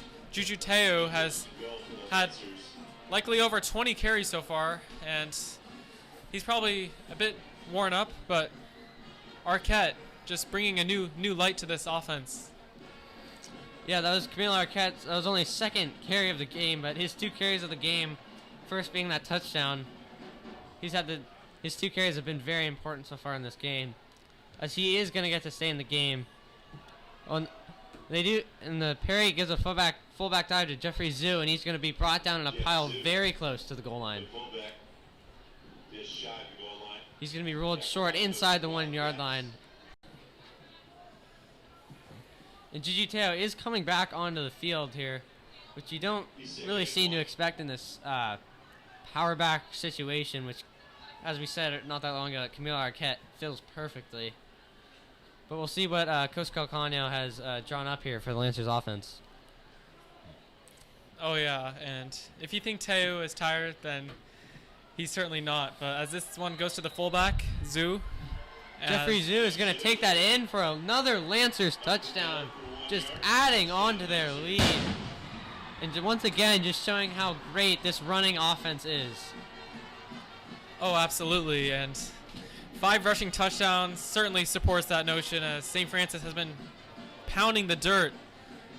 I'm curious to see the stat book after this game. I don't know about you, Sammy, but Juju Teo and Arquette and even that Zhu Punchin have certainly shown how dominant the St. Francis running game is. Snap is fumble. Matt Carey is going to get to pick it up and run. He's going to get brought down fairly quickly. George Liddell sniffs that coming out with a good tackle. Score 33-0. Favor the Lancers with 4:16 remaining in the period. It'll be first down.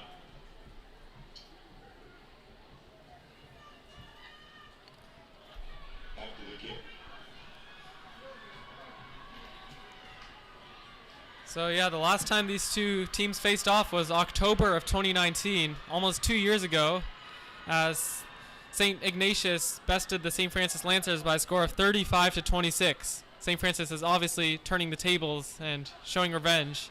But in that game, Joey Schott, the quarterback of St. Francis at the time, had a pretty nice game. And interestingly enough, Juju Teo and Camilo Arquette wreaked havoc, as we were talking about earlier. Teo had 174 yards, 2 touchdowns. Arquette had almost 100 yards as well. And this RB duo, both sophomores at the time, now seniors, are the light of the St. Francis offense. And it'll be hard seeing them go next year, but I'm sure they're going to go on to some great institutions and continue wreaking havoc.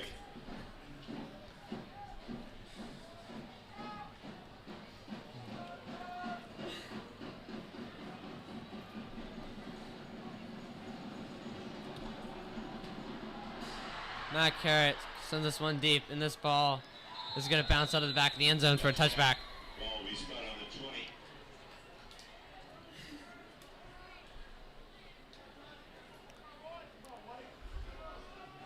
So we haven't really seen much action from the backups. Seems like Calcanio still wants to keep the starters in. On offense, at least, it seems like we do have a few new faces on defense. But we'll see. Up 33-0. I'd want to think Coach Calcanio will want to mix it up a little bit. First and 10 Wildcats. Yeah, and the Lancers out there almost have a nearly brand new defense, as they have brought in a lot of their junior reserves, who are mostly on the special teams units.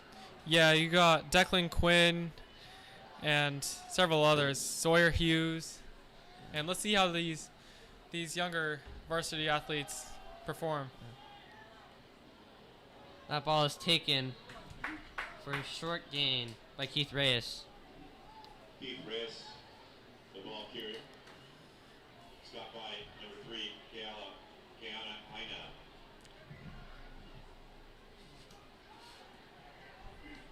And on that last play there, Kiana Aina there with another great tackle, as he had another great tackle earlier in the quarter, and as well as that phenomenal interception, which set up a Lancers touchdown.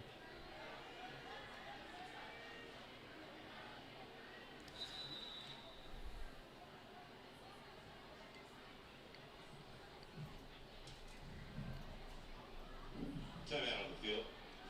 Charge to St. Ignatius. St. Ignatius takes a timeout with 3 minutes and 34 seconds left in the third quarter.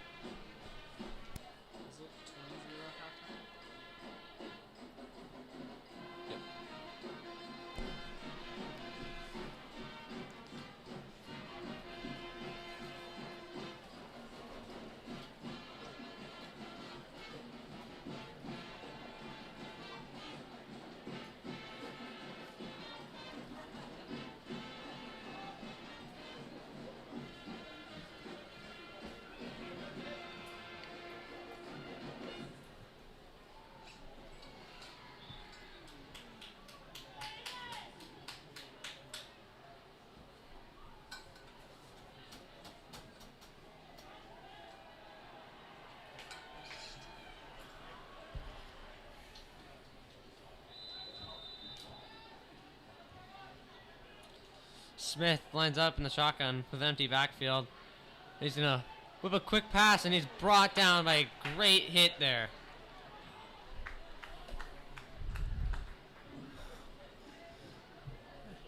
And the St. Francis receiver the St. Ignatius receiver had no time to react and was met immediately by the St. Francis defense. Yeah.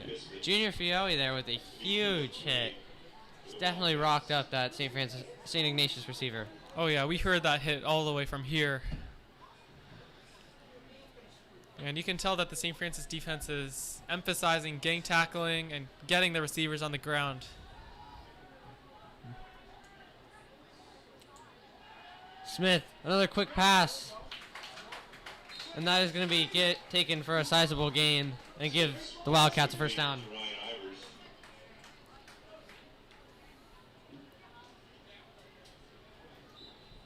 Yeah, I know. And Almeida on the stop for the Lancers.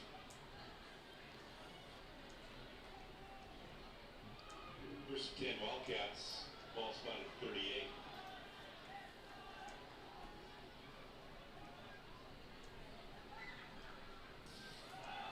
Smith. Oh, that ball is fumbled, but it does look like Ian Smith is going to fall back on top of it. Covered by Saint Ignatius.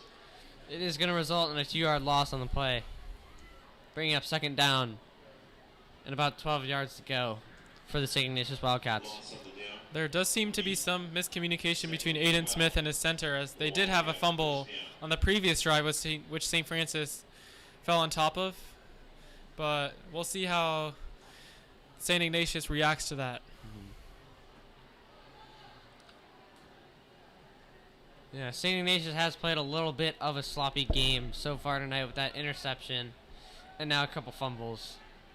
So George Lerdahl, the SI receiver, is lined up on the bottom of your screen.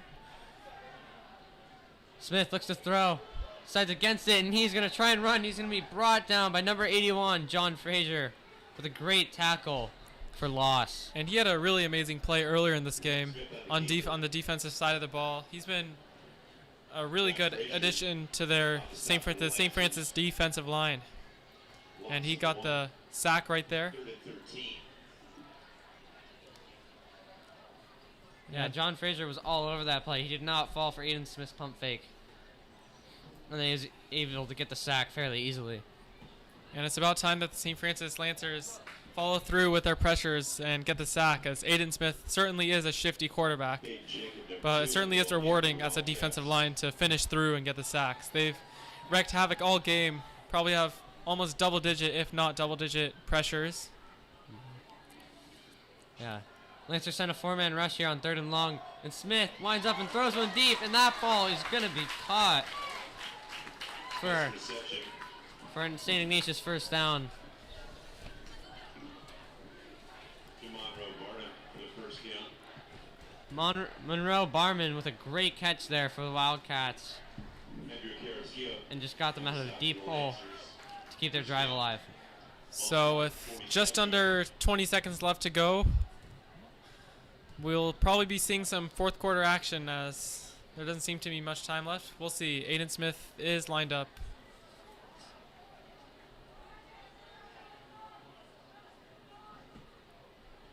St. Ignatius is going to run a play as Aiden Smith drops back to pass, and he has a man over the middle for about a 6-yard gain.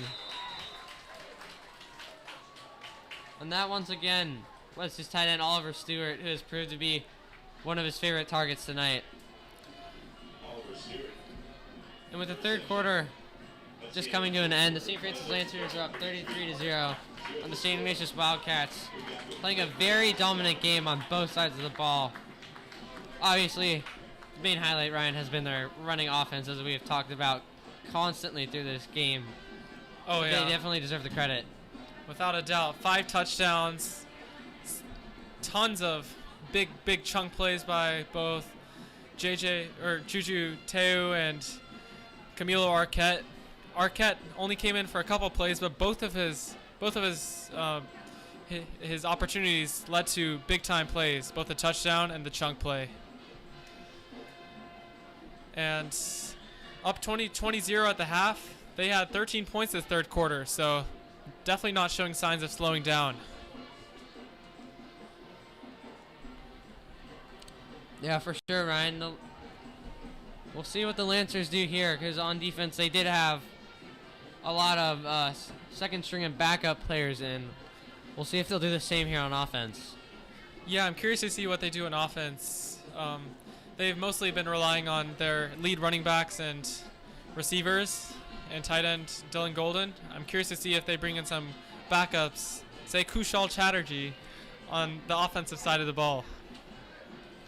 Yeah, it will also be interesting to see what Lancers have for the future next year at the running back position, obviously with Camilo Arquette and Juju Teo. leaving. Smith drops back the pass, is pressured. Lost one up, and it's going to be just overthrown, targeting Pass intended. Smith number 5, Shane Crispin. to Crispin, incomplete. And that was great pressure again by St. Francis, their D linemen, as they've been constantly bullying the St. Ignatius left and right tackles. Yeah, again, Cyrus Durham on that pressure. And like we said earlier, he's great at getting quarterback pressure.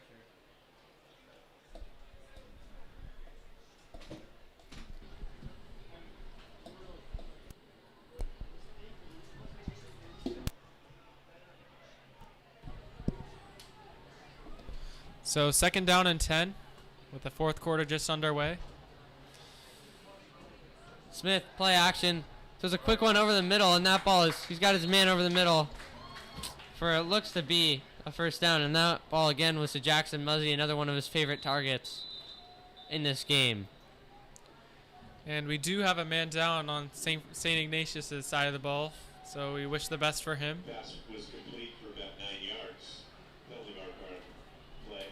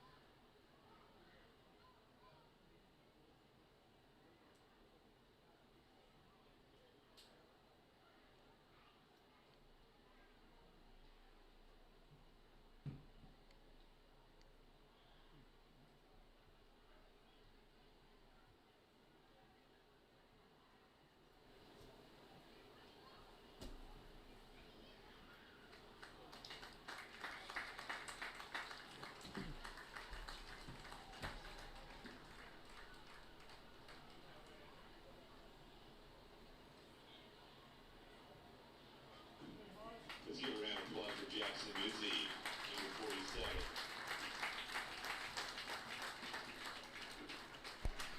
And it's good to see Jackson Muzzy walk off on his own power. Yeah, it's definitely a tough loss for the St. Ignatius offense, as he has clearly been Aiden Smith's #1 target.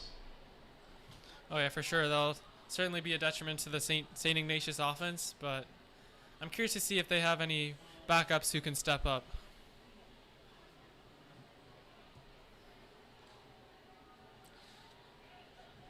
Yeah, Muzzy's injury is definitely going to put more pressure on the St. Ignatius tight end, Oliver Stewart, as he's also been one of Aiden Smith's favorite targets tonight. Smith looks to throw, and he's got a man open, but he overthrows it just slightly. Smith's pass intended for Crispin, incomplete. That ball just slipped out of the hands of Shane Crispin. And if St. Ignatius wants to go away feeling happy about an offensive drive, this is their opportunity to cash in and get some points on the board. Yeah, this is St. Ignatius' second time in the red zone tonight. And that first time, as we've talked about numerous times, the St. Francis defense played very well, forcing the goal line stand and the turnover on downs. Let's hope they can do the same this drive. Yeah, red zone defense has certainly been a priority for them this season so far. Smith drops back to pass. He throws it over the middle, and that ball is intercepted.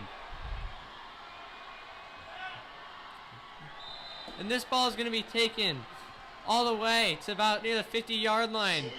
And Sawyer Hughes with a huge interception and a huge return giving the Lancers another chance to score. And just like that, St. Francis generated another turnover. That has to be at least their 5th turnover tonight. Their 2nd interception of the night. Sawyer Hughes, great anticipation, but the ball came right to him, and he got some good yards after that. It's a 48-yard return. And as we said, that was De La Salle's 2nd time in the red zone. And another red zone turnover for the Wildcats, which just shows you how well the St. Francis defense has been playing tonight. And do we see a new quarterback in the St. Francis backfield? As this is Joseph Wallace under center. And he hands that ball off to number 38, Kamau Julian, as he's going to take it for a solid gain of about 5 yards. And it's nice seeing the St. Francis backups have some minutes. They've been working so hard, and they certainly deserve some playing time. As you have Ernesto Sanchez, Joe Wallace, and company. That was a pretty nice run by Kamau Julian. And you got Kushal Chatterjee at the bottom of your screen. He has an offer from Grinnell College.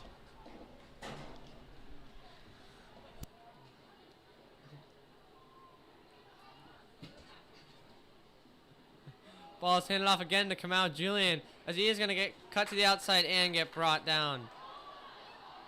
Does look like he is able to stay on his feet somehow, and is going to bring this ball about 3 yards close to the first down marker. Kamau Julian, the ball carrier. Great play by Kamau Julian there, refusing to go down on the play, just as in the shades of Camilo Arquette and Juju Teo. And that was actually Ernesto Sanchez earlier. Now Kushal Chatterjee is checked in.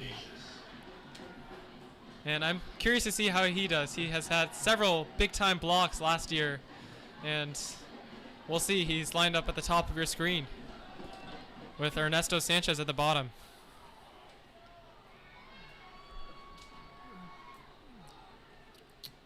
Ball's handed off once again to Kamau Julian, as he is going to get to the outside. Is going to get brought down for about no gain to bring up 4th down. And the ball carrier. Oliver Bly, company on the stop. It'll be 4th down. The Lancers. Patty Casey back to punt. so Patty Casey will punt it away. And there's really no point in going for it. Up 33-0. Ryan Ivers to receive for the Wildcats.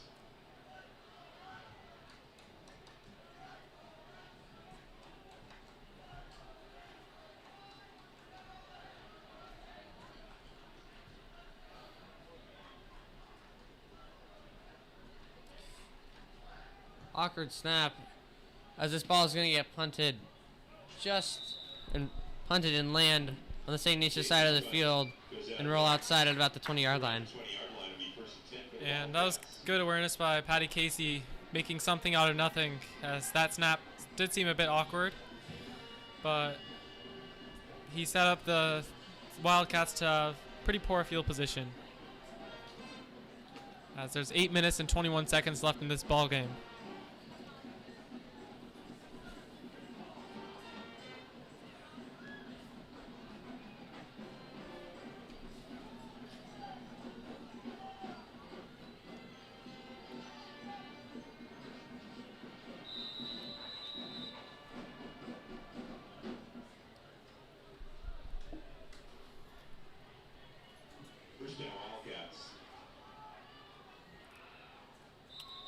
There is going to be some motion on the De La Salle side of the ball.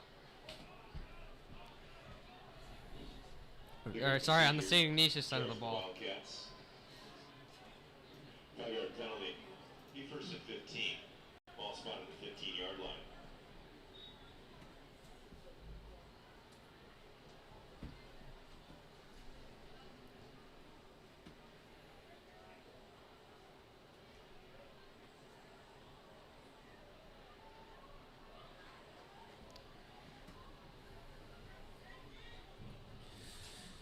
So a long stretch of field for De La Salle to encounter. Just a few minutes ago, they were in the red zone. That's a beautiful tackle by senior Jesse Jordan. Yeah, great anticipation on that play by Jesse Jordan.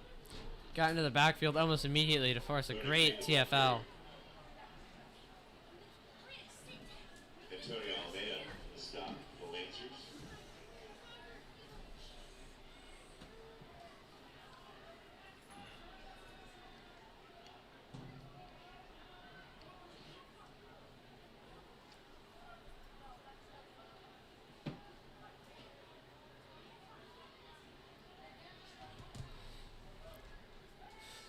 Snap is fumbled as Jesse Jordan is going to be in the backfield along with another heap of Lancers to bring him down, but there is a flag on the play and it could seem like it's a horse color tackle, but we'll find out here in a moment.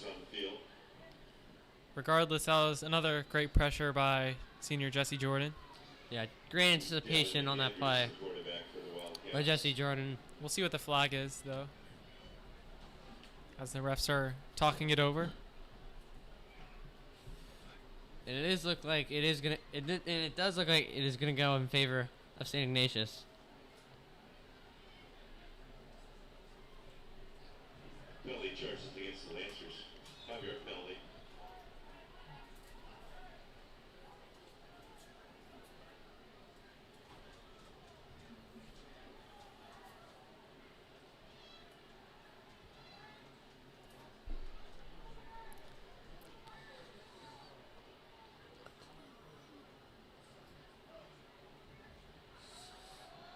Ball is handed off as the ball carrier is going to be brought down in a pile of Lancers for about no gain.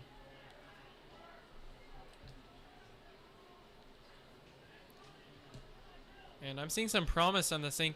Francis backup defense.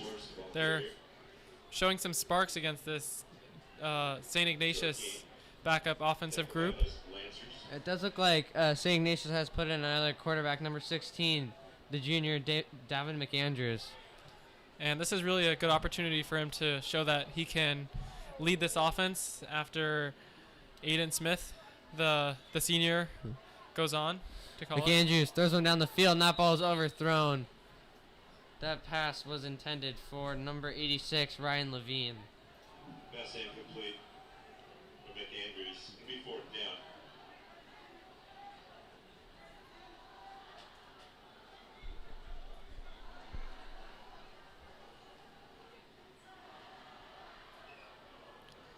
And this Rage Cage is certainly excited, seeing winning football 2 games in a row by St. Francis. Yeah, the Lancers have definitely had a strong start to their season, as this game should put them to about 3-0.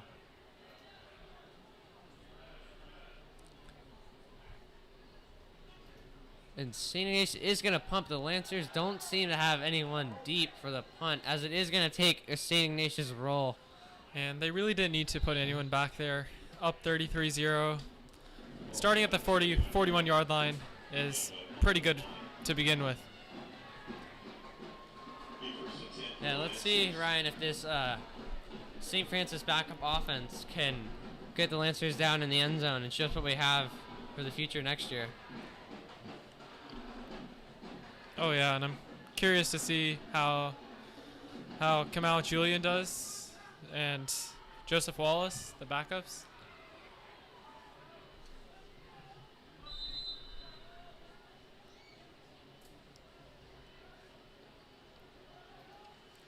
Wallace gives it to Kamal Julian, as he's going to go forward for about a yard or two and then is brought down in a large pile. Julian, the ball carrier.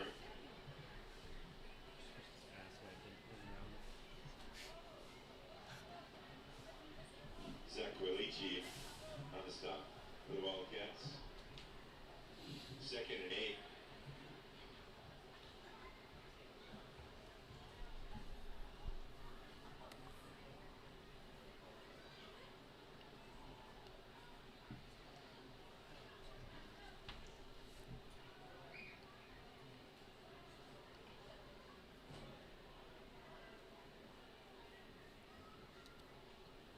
Joseph Wallace under center with Kamal Julian in the backfield. Wallace looks to throw. He's got a man underneath. That ball is underthrown. It's going to be waved incomplete. Wallace was targeting Ned Rickillis there.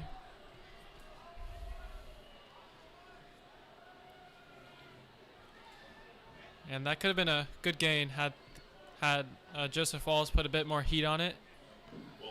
Yeah, Rickillis definitely had some room to run there if that pass was completed. Oh, yeah. So 3rd and 6.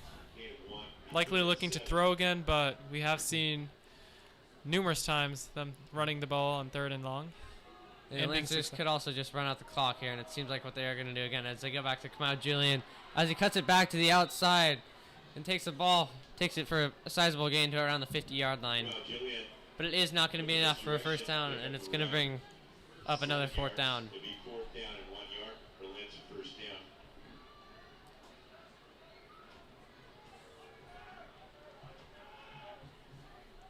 So Leonardo Maiolo, the junior, will see some action in the punting game. It's punt for the Lancers.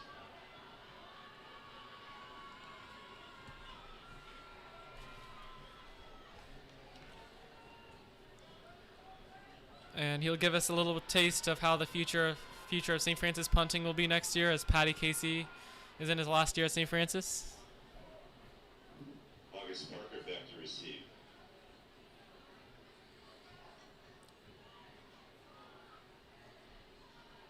Maiolo sends this one deep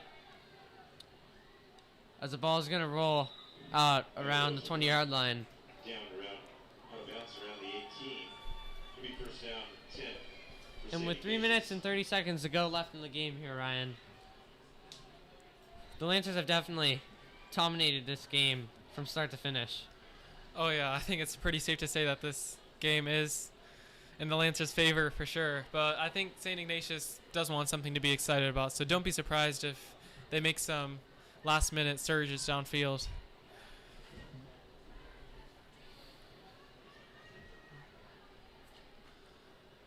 But yeah, this 4th quarter has been mostly a battle of the backups, which we were pretty excited to see.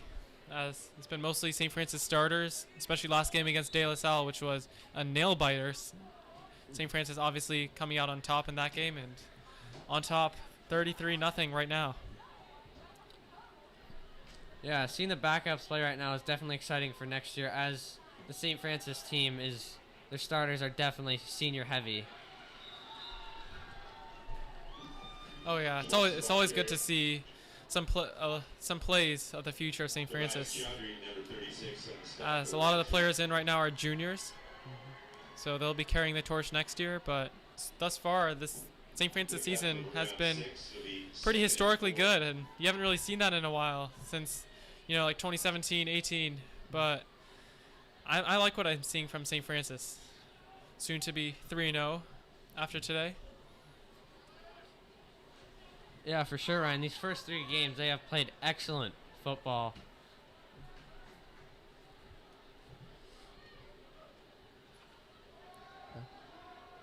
Ball is handed off again. As the ball carrier is brought down at about the 31-yard line. Schwartz, the ball carry again around the right side. Penalty marker on the play. Holding charge against. So looking ahead, St. Francis will be playing Sacred Heart Cathedral on Friday the 1st, and the next home game will be Friday, October 8th against Valley Christian. Yeah, and that Valley Christian game I'm very excited for. It's going to be a great rematch of last year's nail-biter game that the St. Francis Lancers did lose in overtime.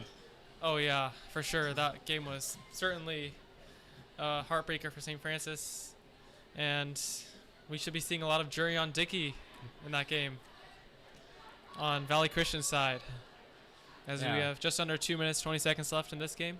Yeah, and Jurion Dickey for Valley Christian is a generational talent. I mean, last year he torched the Lancers. It was one of the main reasons why Valley Christian came on top of that game. I know every guy on this Lancers roster is ready to see him again and get their revenge from last year. Oh yeah, I could almost expect Coach Calcagno thinking about plays for his offense, Tobias Chowdhury no, on for his stop. defense against Jurion Dickey. Anything to limit him and First and 10, 35 for the Wildcats. Hassan Mahasan on Archbishop Midi, and just a bunch of other elite football players in the WCAL. Yeah, it's a lot of great games to look forward to here in the coming month or so for Lancers football, Force the ball carrier especially with on the left side. with the homecoming game, which Archbishop Midi will be coming here to Mountain View. Mike Cirillo. That'll be an exciting one for sure. The Lancers Yeah, Midi always brings a good team every year, second and about and always seems to make the game interesting. 3 for first down.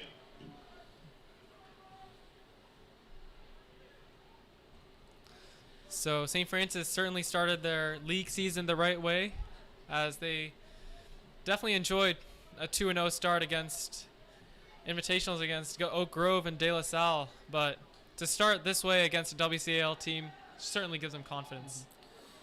That pass falls incomplete with Junior Fiore on the coverage. Just a little bit too much 32. on that ball there. James Casey from McAndrew. And Coach Calcagno, St. Francis, will certainly be happy if they limit the Wildcats to 0 points. So it's just all about closing the game if you're the St. Francis Lancers. Yeah, assuming the Lancers hold on to the shutout here, this will be their second shutout win of the season. Of course, their first being their first game of the season against Oak Grove, where they won in a dominating 55-0 victory. Or again in that game, Juju Teo went absolutely ballistic and took over that game.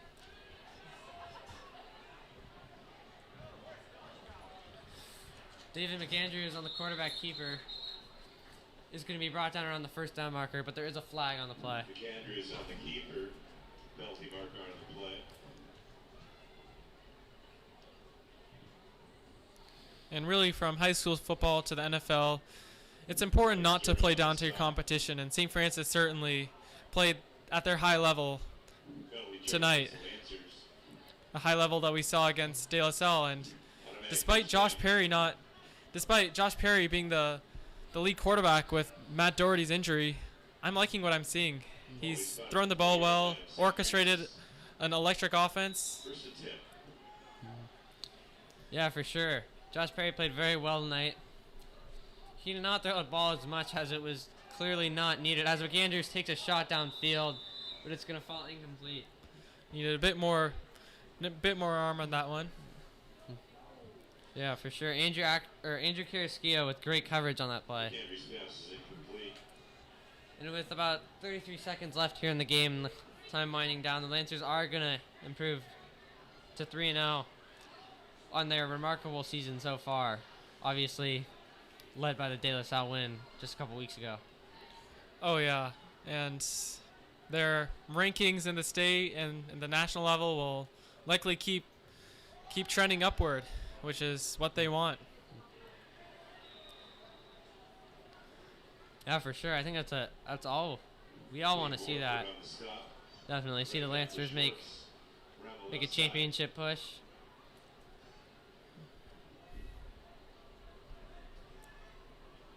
Ball spotted on the 39-yard line.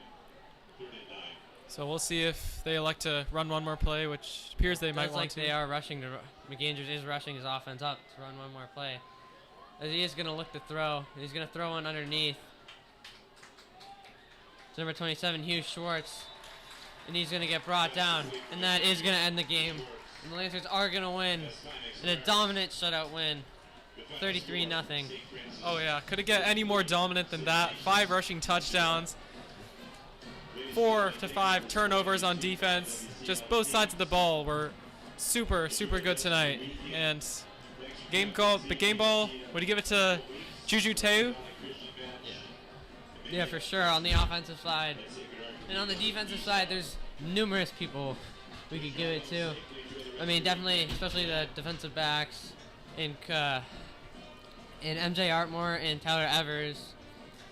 Camille Arquette played very well, too. We didn't he hear had much from Nico Andrighetto, but obviously it was not needed, as the Lancers played phenomenal on both sides of the ball. Yeah, I guess it's a good sign we didn't hear his name. This defensive line was rock solid today, and they were just bullying the tackles of Saint Ignatius all game long, and I don't think Aiden Smith was comfortable on any play tonight.